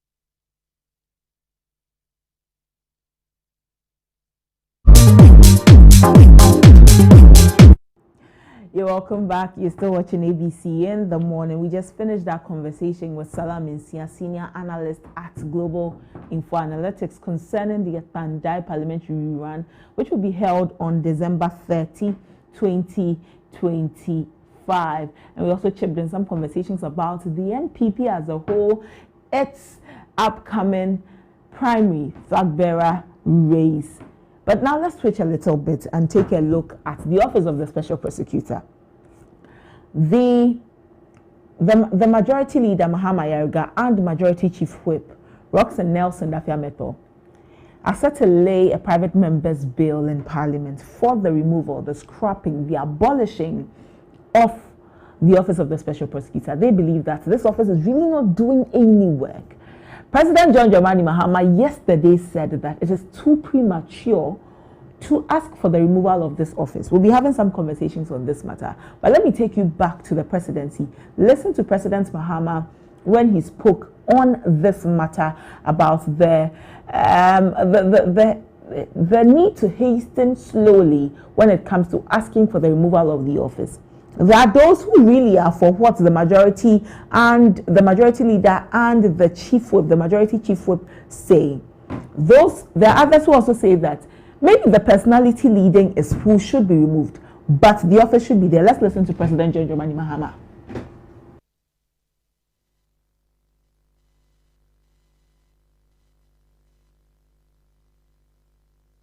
Impunity in terms of abusing the trust that people have put in them.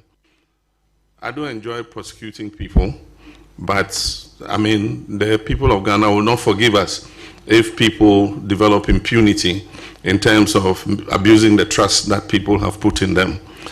And so that's why we're resourcing the Economic and Organized Crime Office and the other anti-corruption institutions, including the Office of the Special Prosecutor. And recently, there have been some controversy with the Office of the Special Prosecutor. I think it's premature to call for the closure of that office. The unique thing about that office is it is the only anti-corruption agency that has prosecutorial powers to be able to prosecute themselves without going through the Attorney General. And so people had mistrust for the Attorney General because the Attorney General normally is a member of government and is a minister of state. And so they believe that the Attorney General will be very reluctant to prosecute his own.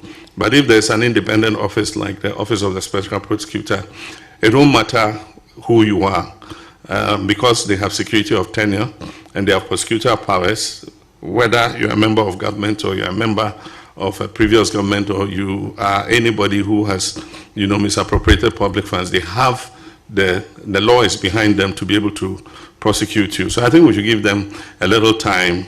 Of course, people want to see, more prosecutions and more results. And so I'll just urge the OSP to speed up, some of these investigations and, show people that the office is still very. So that's President John Dramani Mahama. He said this when the Peace Council, the National Peace Council, visited him at the Jubilee House. He had an engagement with him. So this is the president's stance on the matter. It is too premature to ask for the removal. He talks about the merits of the office of the special prosecutor, the need to have an office such as that, an office that has security of tenure and all. But again, the president understands the penchant for calling for the removal of the office. A lot of people expect that by now there'll be some persons behind bars. We'll see some prosecutions, high-profile prosecutions, and it looks like the law is grinding too slowly for their liking. And so, we set up this office. Scrap the office. You are not doing the work that we want you to do. That is the calls that are coming.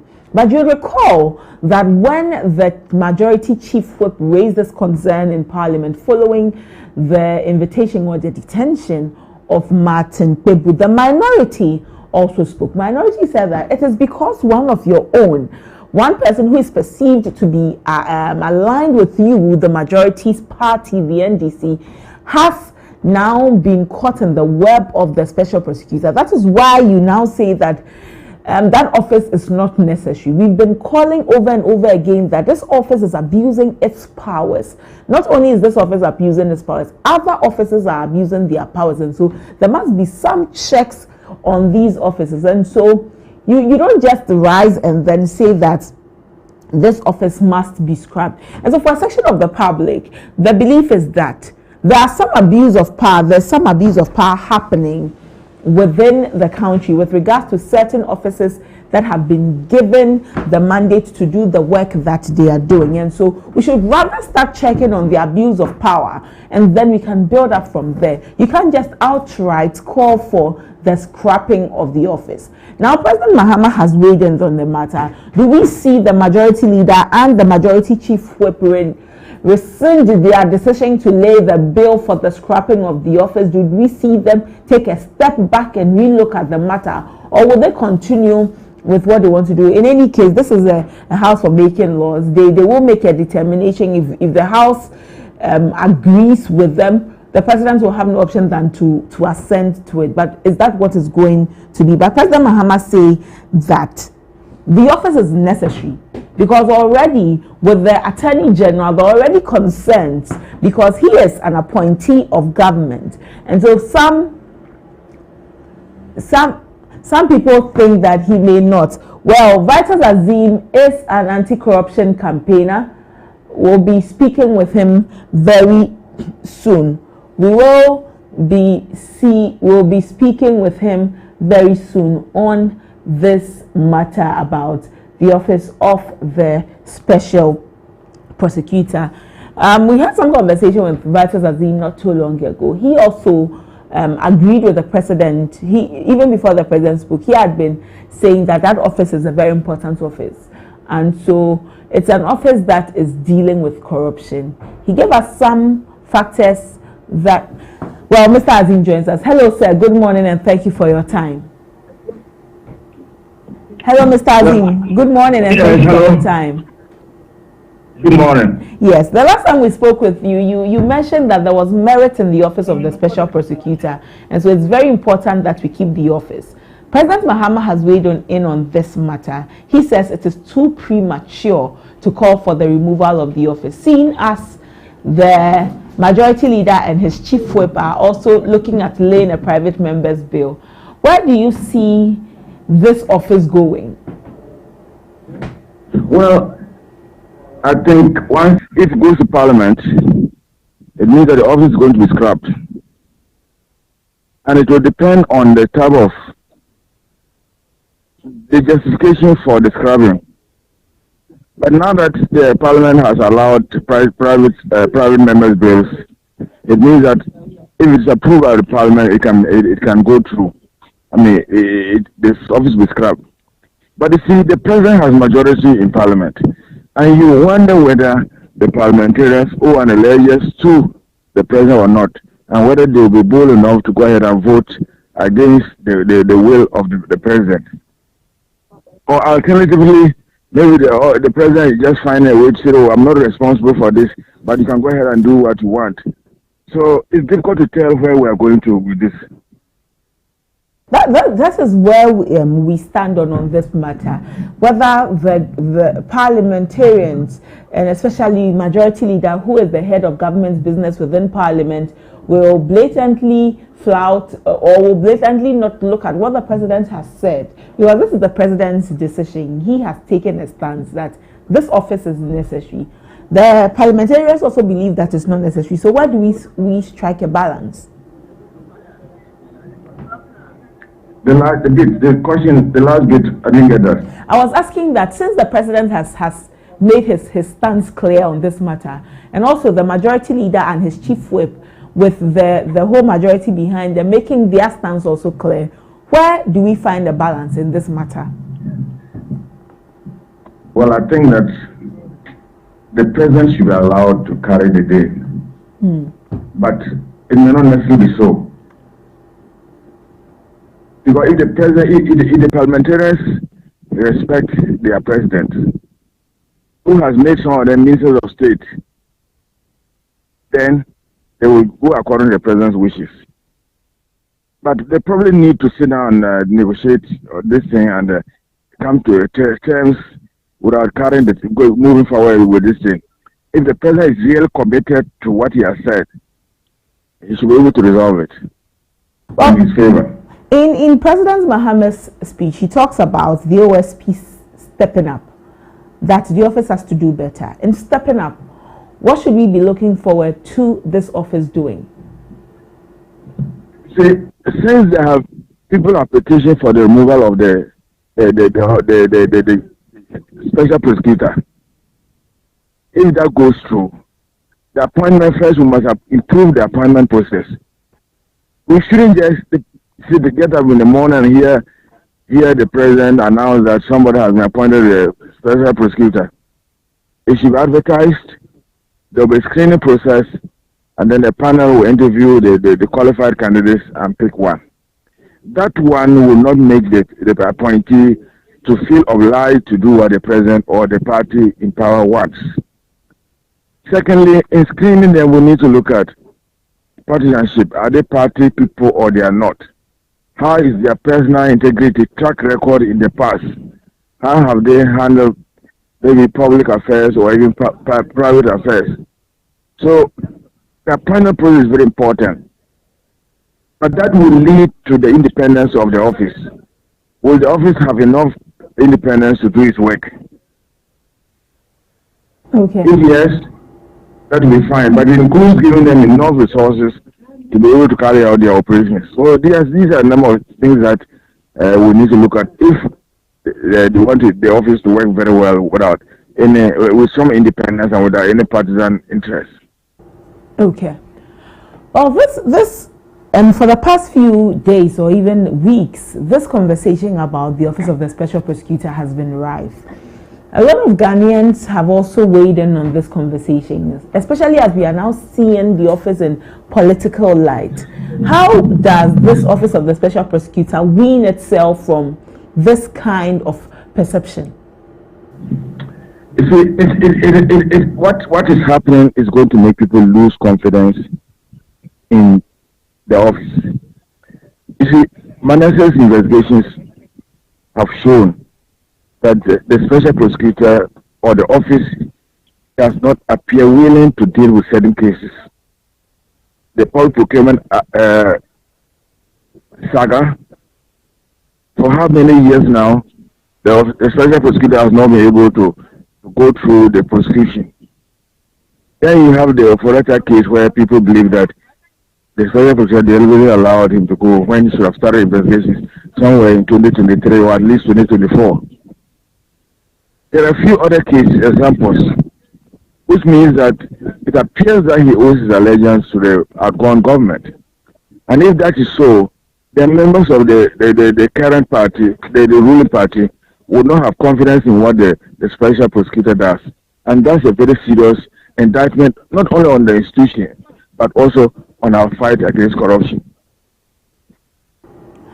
Well, this allegiance matter, the government in power, those who are quite lean towards the government in power believe that he is aligned towards the previous government. The others who say that the special prosecutor as a person is rather playing, dancing to the tune of the government in power, and so his allegiances keep swinging. But really, as an office like that office, and as a special prosecutor who occupies that office, should we be seeing allegiances to the point where now it raises questions? Yes, that is the ideal situation. It shouldn't show in allegiance to anybody. Be independent and do his work. Ensure that it's fair, transparent and fair to all stakeholders. But you see, that's what I talked about, the appointment process. The appointment process ties the hands of the special prosecutor to sort of owe allegiance to the appointed authority. But that's not all. There are also processes for the removal of the special prosecutor, which means that if it doesn't also kowtow to the whims and caprices of the ruling government, they can easily get some people to petition for his removal and then go through the process and he will be removed. So these are the concerns that we need to deal with if there's going to be an amendment to the Act or a substitution of the Act for something better. I would call for an amendment to Article 88 of the Constitution. Of course, it requires a referendum. But if we are serious about the fight against corruption, we have to get an amendment of Article 88 that will separate the Attorney General from that of Minister of Justice and provide for the appointment of an independent public prosecutor. If we do that, then that will show that we are really committed to the fight against corruption. So now that we do not have an amendment to Article 88, Special Prosecutor's Office President says that we should not remove it. How are we resourcing it the more better so that it can carry out its mandate to the latter? Well, if I talk about resourcing, I think they already have a budget allocation. they should be able to use that to recruit important, significant positions like investigators and prosecutors. Of course, you need support staff, but that can be very slim. So you need enough resources to recruit prosecutors and investigators, and also for them to go to the field and do their investigations. That's how we need to do it. But of course, no institution in this country gets enough resources as they require. So they have to work within whatever resources that has been given to them.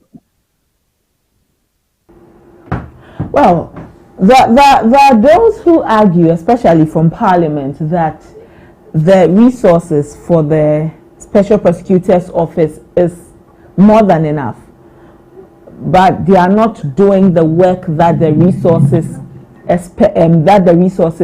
should be allowed to do.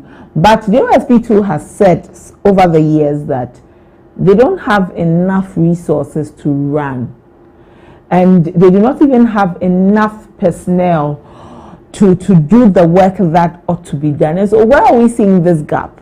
Parliament says that we've given you enough. The office says that we do not have enough.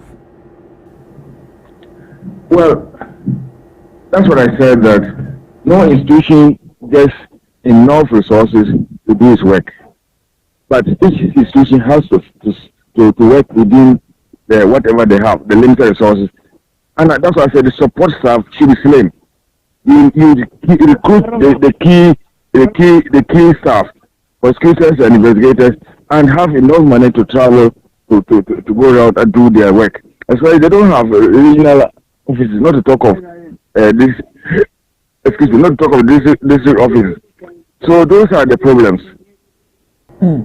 So yes, they may not get the resources, adequate resources for their work, but they should work within what has been allocated to them. But of course, budgetary allocation is not enough. It now requires release of those resources. So if the executive is not committed to their work, they may not release the resources on a timely basis. So that's another problem that we probably need to look at. The problem we need to look at. Well, in all of that, what do you see with the Office of the Special Prosecutor remaining? If everything goes according to what the President is saying, that the office is important, would you support the calls that Kissie Jabin leave? No, I think I've answered that question already. I'm saying that it depends on the justification, the evidence that the petitioners have provided. I don't know. I do not want to pronounce or to take a stance on that. But I'm saying that if they are found to have not performed satisfactorily, they should give way for somebody else to come in. And then I give reason why how that somebody should be appointed. So that is how I would want to see the Office of Special Prosecutor. Okay. Thank you so much, Mr. Azim, for your time this morning. We are grateful. You're welcome. Vitus Azim is an anti-corruption campaigner. President John Dramani Mahama says that it is too premature to call for the scrapping of the Office of the Special Prosecutor. All eyes on Parliament to see whether indeed the private members' bill that we expect to be laid by the Majority Leader Mahama Yariga and Majority Chief Whip Roxanne Nelson Dafiamet before the removal, the scrapping of the office will indeed happen. All eyes on Parliament, and we will be bringing you all from there. But that's all for our main discussion today on ABC in the morning. We'll open the phone lines after this break where you can call us and share your thoughts with us. Do you support the removal of the Office of the Special Prosecutor, or you are for what the President says, that it is too premature to scrap the office? You call us on 053-916-1609, 053-916-1609, and you share your thoughts with us right after this break. Stay with us.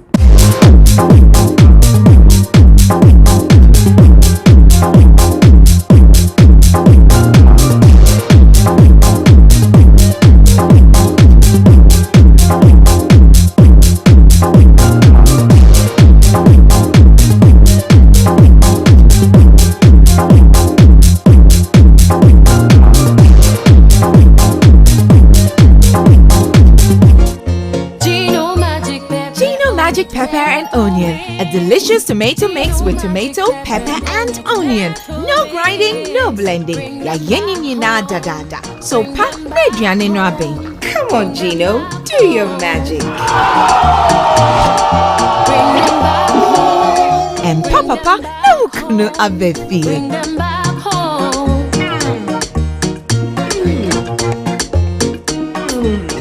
Tasty magic. And your daddy trying to kiss keke. Gino Magic Pepper and Onion. The magic that brings them home. This advert is FDA approved.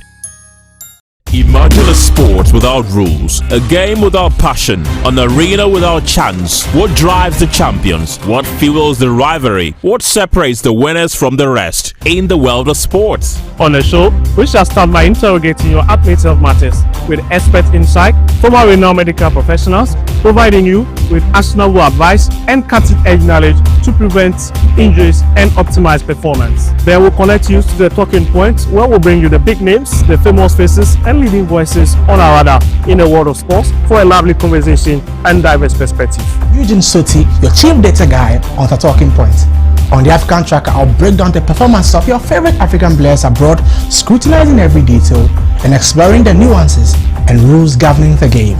Meet us in your area for Area Take as we plug into sports perspective and hear your thoughts on every play of the game. On Ghana Focus, we shall spotlight our domestic leagues and heroes of other sporting disciplines. I'm James Markel, your go-to expert for everything local. I'll review the fixtures from the locker room to the pitch and from the management to the fans. I've got you covered. Oh la la! Don't miss out on the double excitement. It's a fun pack, pulsating and complete wrap of everything in sports, from boxing to football, tennis, NBA and more. Sports World on ABC with Victor and the team as every Wednesday from 7 to 8 p.m. Sports World on ABC. Sports beyond borders.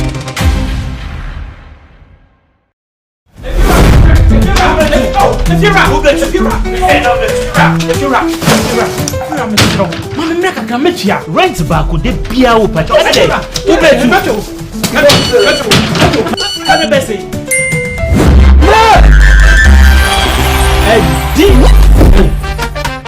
Come on, come see what? Where this guy? My friend, see before. It's the Telecel Too Much Money promo. Win cash daily, weekly, and a grand prize of 1.2 million Ghana cedis. Just reload or buy a bundle with Telecel Cash to earn points and stand a chance to win big. Dial *500# or visit the Telecel Play app to obtain and start winning in the Telecel Too Much Money promo. Terms and conditions apply. This promo is regulated by the NLA on the Caritas Lottery platform.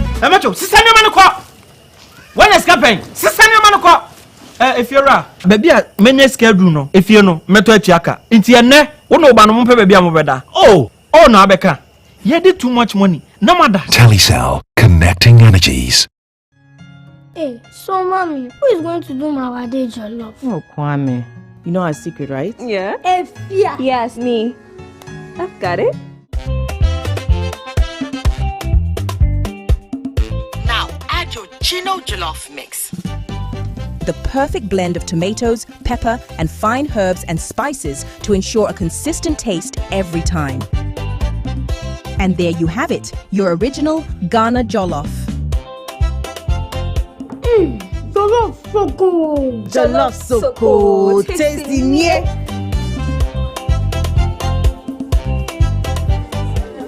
What is going on here?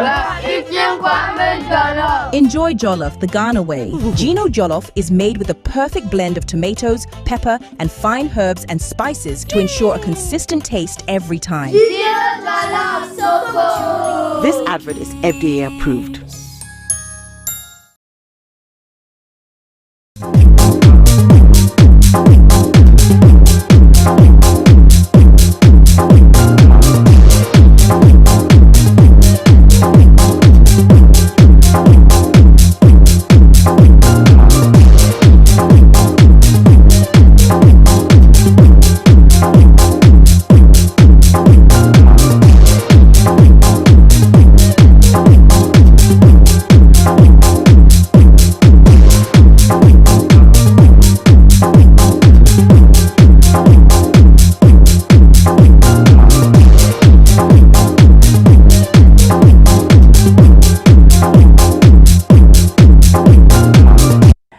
Welcome back. You're still watching ABC in the morning with me, ABENA MANTE. Thank you so much for sticking with us up until now. 0539161609 is the number you can call to share your thoughts with us.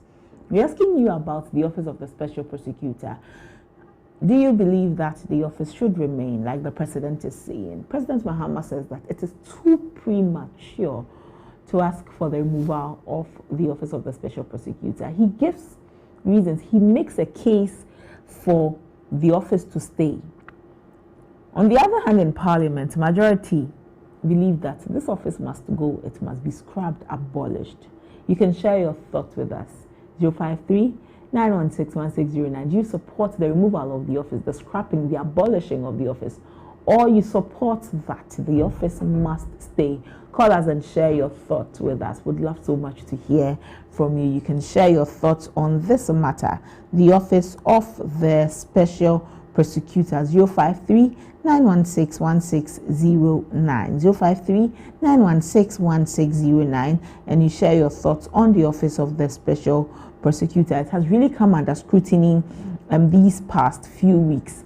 Some say that this office is unnecessary. It has wasted the taxpayers' money. It has wasted the Ghanaians' time. You can share your thoughts with us on this matter. 053-916-1609. 053-916-1609. Let's hear from you. Should the Office of the Special Prosecutor go, or should it stay? Should it go, or should it stay? Call us and share your thoughts with us. Would love so much to hear from you. Hello, good morning. Hello, good morning. No, we have lost the caller. You can call us and share your thoughts with us. 053-916-1609. 053-916-1609. You can call us and share your thoughts with us. Should the Office of the Special Prosecutor stay, or should it go? Should it stay, or should it go? You can share your thoughts with us on the Office of the Special Prosecutor, led by Special Prosecutor Kisi Ejabeng. No, the reason why some say that his office must go is about the issue of Ken Oforiatta and 7 others. They say that he could have started pursuing Ken Oforiatta some 2 years ago. And that is why they say, hello, good morning. Hello, good morning. Good morning. Oforiatta chobote ndo chokeje.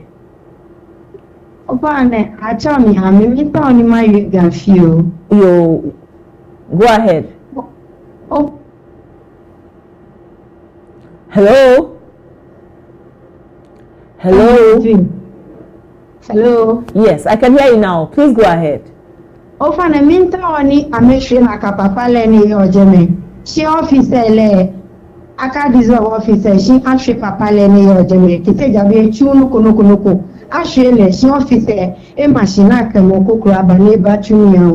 Okay, thank you. You are done. Oh, she says that Kisi Ejabeng must be removed. He should be sacked. Actually, that's what she said. Kisi Ejabeng must be sacked, but the office must not be scrapped. So he should occupy the position that Kisi Ejabeng is occupying at the moment, but his time is over. He should leave. That is what she's also saying. You can call us. Your thoughts with us. 053-916-1609. 053-916-1609. Hello, good morning. Good morning. What's your name and where are you calling from, sir? I'm Abongo Yago Jonas. Abongo calling from? Falcon in the Upper East region. All right. Thank you so much for calling, Abongo. Please share your thoughts with us. Yes. My thought is the man has to go. Okay. And as we go, whether they scrap the office or not, we don't have problem with that. All right. If they scrap it away, we want it. If they maintain it and make sure to get the right people there too, we don't have problem. But the man himself have to go. Okay. All right. Yes. Okay. Thank you. Thank you for calling and sharing your thoughts with us. 053-916-1609. 053-916-1609. Should the Office of the Special Prosecutor be scrapped, or should it be maintained? Call us and share your thoughts with us. Call us and share your thoughts with us. Would love so much to hear from you. But President John Dramani Mahama says that it is too premature to scrap the office. Also, if you want to weigh about Standai, you're welcome to do so. The Electoral Commission has set December 30 for the rerun of the parliamentary election in Bandai. Call us and share your thoughts with us. Would love so much to hear from you. 053 916 1609. 053 916 1609. Call us and share your thoughts with us. Let's hear what you two have to say on all of these conversations. We're gradually entering into the festive season, right? And you know that in the festive season, we don't have a lot of political conversations. So this is your time. Hello, good morning. Hello, good morning. Hello. Do I still have the caller with me? Hello, good morning. Oh, we have lost you. Please call back. Let's hear what you have to say. Kindly call back. I'd love so much to hear your comments on this matter. 053 916 1609. 053. Hello, good morning. Hello. Hello, good morning. Good morning. What's your name and where are you calling from, sir? My name is Abu Jonas. Your name is? Abu Jonas. Abongo Jonas. Okay, Abongo, share your thoughts with us.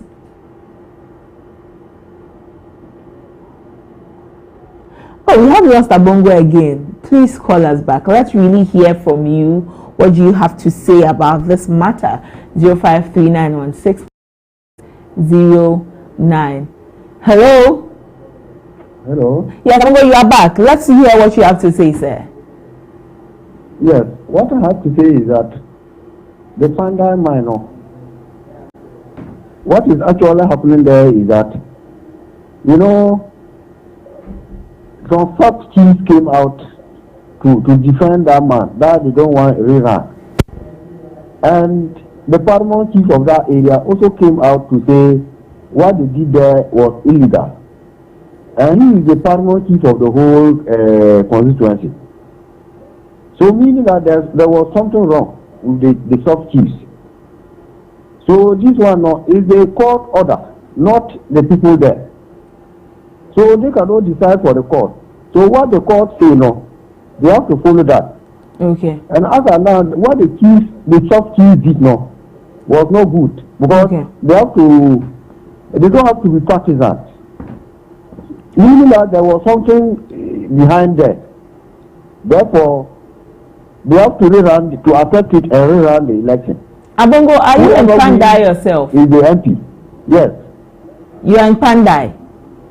No, I'm from Palgu in the Upper East region. Okay, all right. Abongo. Thank you so much for calling, sir. Also, that's Abongo also sharing his thoughts on this Pandai rerun issue. 30th December 2025. The elections in Pandai will be rerun barring any other development. And so all eyes on Pandai. Just before we enter into the new year, Pandai rerun of elections. Well, you can also share your thoughts with us on this matter. 053-916-1609. 053-916-1609. Share your thoughts with us. Let's hear what you have to say on Pandai. Let's hear what you have to say on the office of the special prosecutor. Would love to hear from you, and all of your comments are very much appreciated. Hello, good morning. Good morning. What's your name and where are you calling from, sir? I'm Alaji Kabi. I'm calling from Accra. Alaji, thank you for calling. Share your thoughts with us, sir.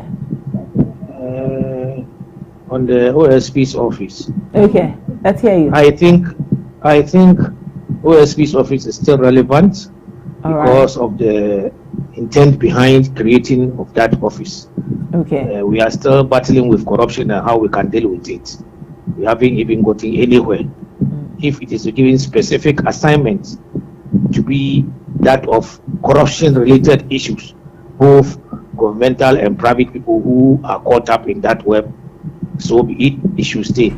However, if we think the person handling it today is not living up to expectation, then we can talk about him and then maybe give it a change. That is the officer there, and then find a suitable candidate, because there are more Ghanaians who are more qualified, who are seriously against this corruption. And if given the chance, they will deliver without any interference from anybody. Well, so Alaji, you believe that Kissie Jabe interference must go? from anybody. Alaji, do you believe that Kissie Jabe must go? Yes, I believe. He has failed us. He has nothing to show much as at now. He has huge budget, a huge protection. This Lavelle living in big mansion, these patient vehicles that he has and the security he has not lived up to the expectation. We shall have seen it. It's over a year since he was given, so maybe 3 years. So please, he has lost the game so far. Let's find a stable person. Let's leave the institution to work accordingly without interference. On the Pandai election-related issues, I believe there are still issues to be sorted out by the court. It is the same court which gives this ruling, a high court in Tamale, and there are appeals on the issue in the same courts in Ghana. Why should you ignore them, go and do these things? Whatever if we have result that is contrary to what the Tamale High Court said, what are you going to do? Spoiling our money, push the EC people to go and print ballot papers and the rest before we say we have lost and we are going to reprint it again, or we are not going to do it again. A little time, give time some time, let the court be exhausted, just like it did with Abu Sakande and then Jessica. That's what happened. All the court issues were exhausted before the seat was declared vacant. Why the rush? Okay. Let Ghanaians feel participatory, free and fair at all the time. Let's not set precedent that will give us court cases next time there is an election. Okay. Just for the court cases, no. All right, Aladi. Thank you. Thank you so much for calling and sharing your thoughts with us. And that's Aladi sharing his thoughts on these matters. You too can share your thoughts. We'll take some more calls. 053-916-1609. 053-916-1609. You can call and speak on these matters. The Office of the Special Prosecutor, the Pandai parliamentary election rerun. Call us and let's hear what you have to say. 053-916-1609. 053-916-1609. Let's hear what you have to say on this matter. Let's hear what you have to say on this matter. 053-916-1609. 053-916-1609. President Mahama says it is too premature to call for the Office of the Special Prosecutor to be scrapped. Let's hear what you have to say. Hello, good morning. Hello, good morning. Oh, I've lost the caller. Rather unfortunate. Please call back. Let me hear your voice. Let me hear your thoughts on this matter. 053-916-1609. 053-916-1609. Please call and share your thoughts. Hello, good morning. Hello, good morning. Hello, good morning.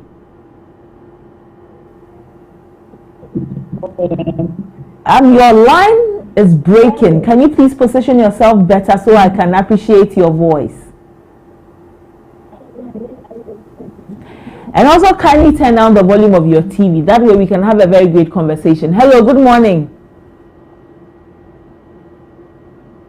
Oh, we have lost the caller. Rather unfortunate. The connection is not the best. But if you can, please call back so that we can appreciate you the more. 053-916-1609. 053-916-1609. And let's hear what you have to say. But President Mahama says it's premature to call for the scrapping of the Office of the Special Prosecutor. We also understand that 30th December, there will be the election, the parliamentary election rerun in Pandai. We'll bring you all of that when it does happen. But that's all for Ghana Speak this morning. Thank you for calling and sharing your thoughts with us. After this break, Eugene Oforisoti joins me here for the latest in the world of sports. Don't go anywhere.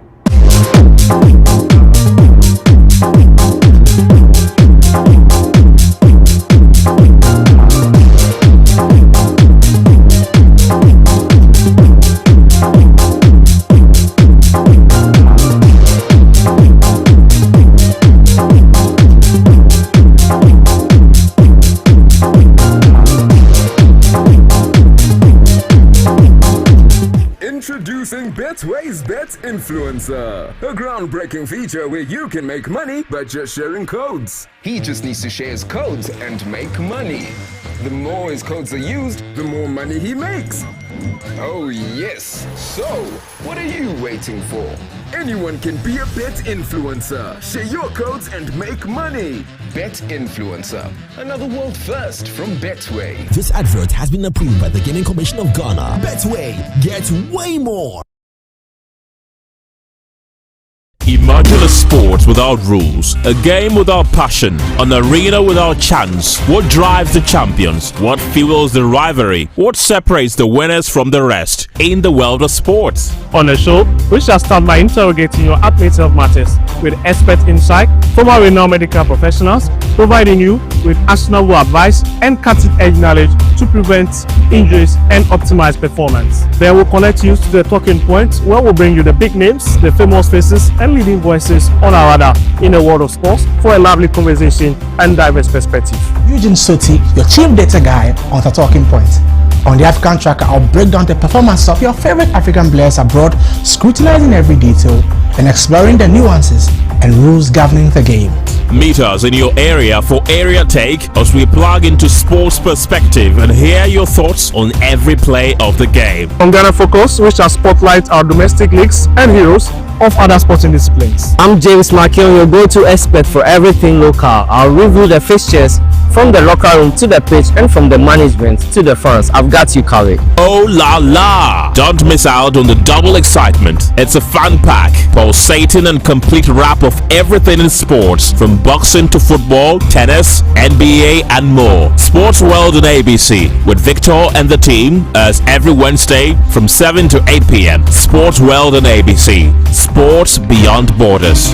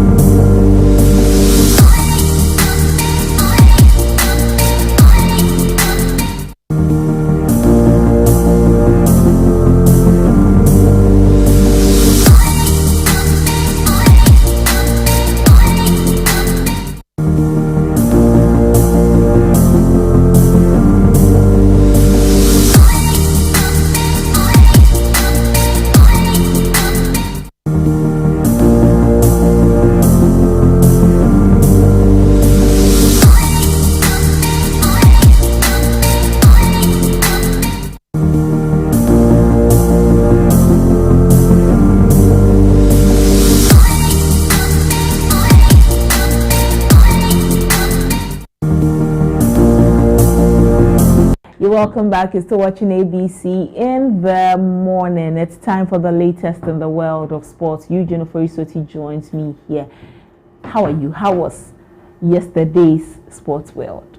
So yesterday's on Sports World, we did a preview of the Champions League games. We looked at in-depth analysis of all the various teams, and we gave our predictions as well. And I think my prediction for the Real Madrid and Man City game came to pass. I predicted a 2-1 win for Man City. I think that came to pass. So, and on this morning's sports segment of the morning show, we'll just do basically a review of the Champions League games. Man City went to the Bernabeu in Spain and they beat Real Madrid by 2-1. And we'll review. We'll look at the game, and then we'll look at the thoughts of the the main protagonists, so the coaches of both teams and some of the players. I'm interested because early this morning, producer and Eric Finger were talking about the game. Yeah.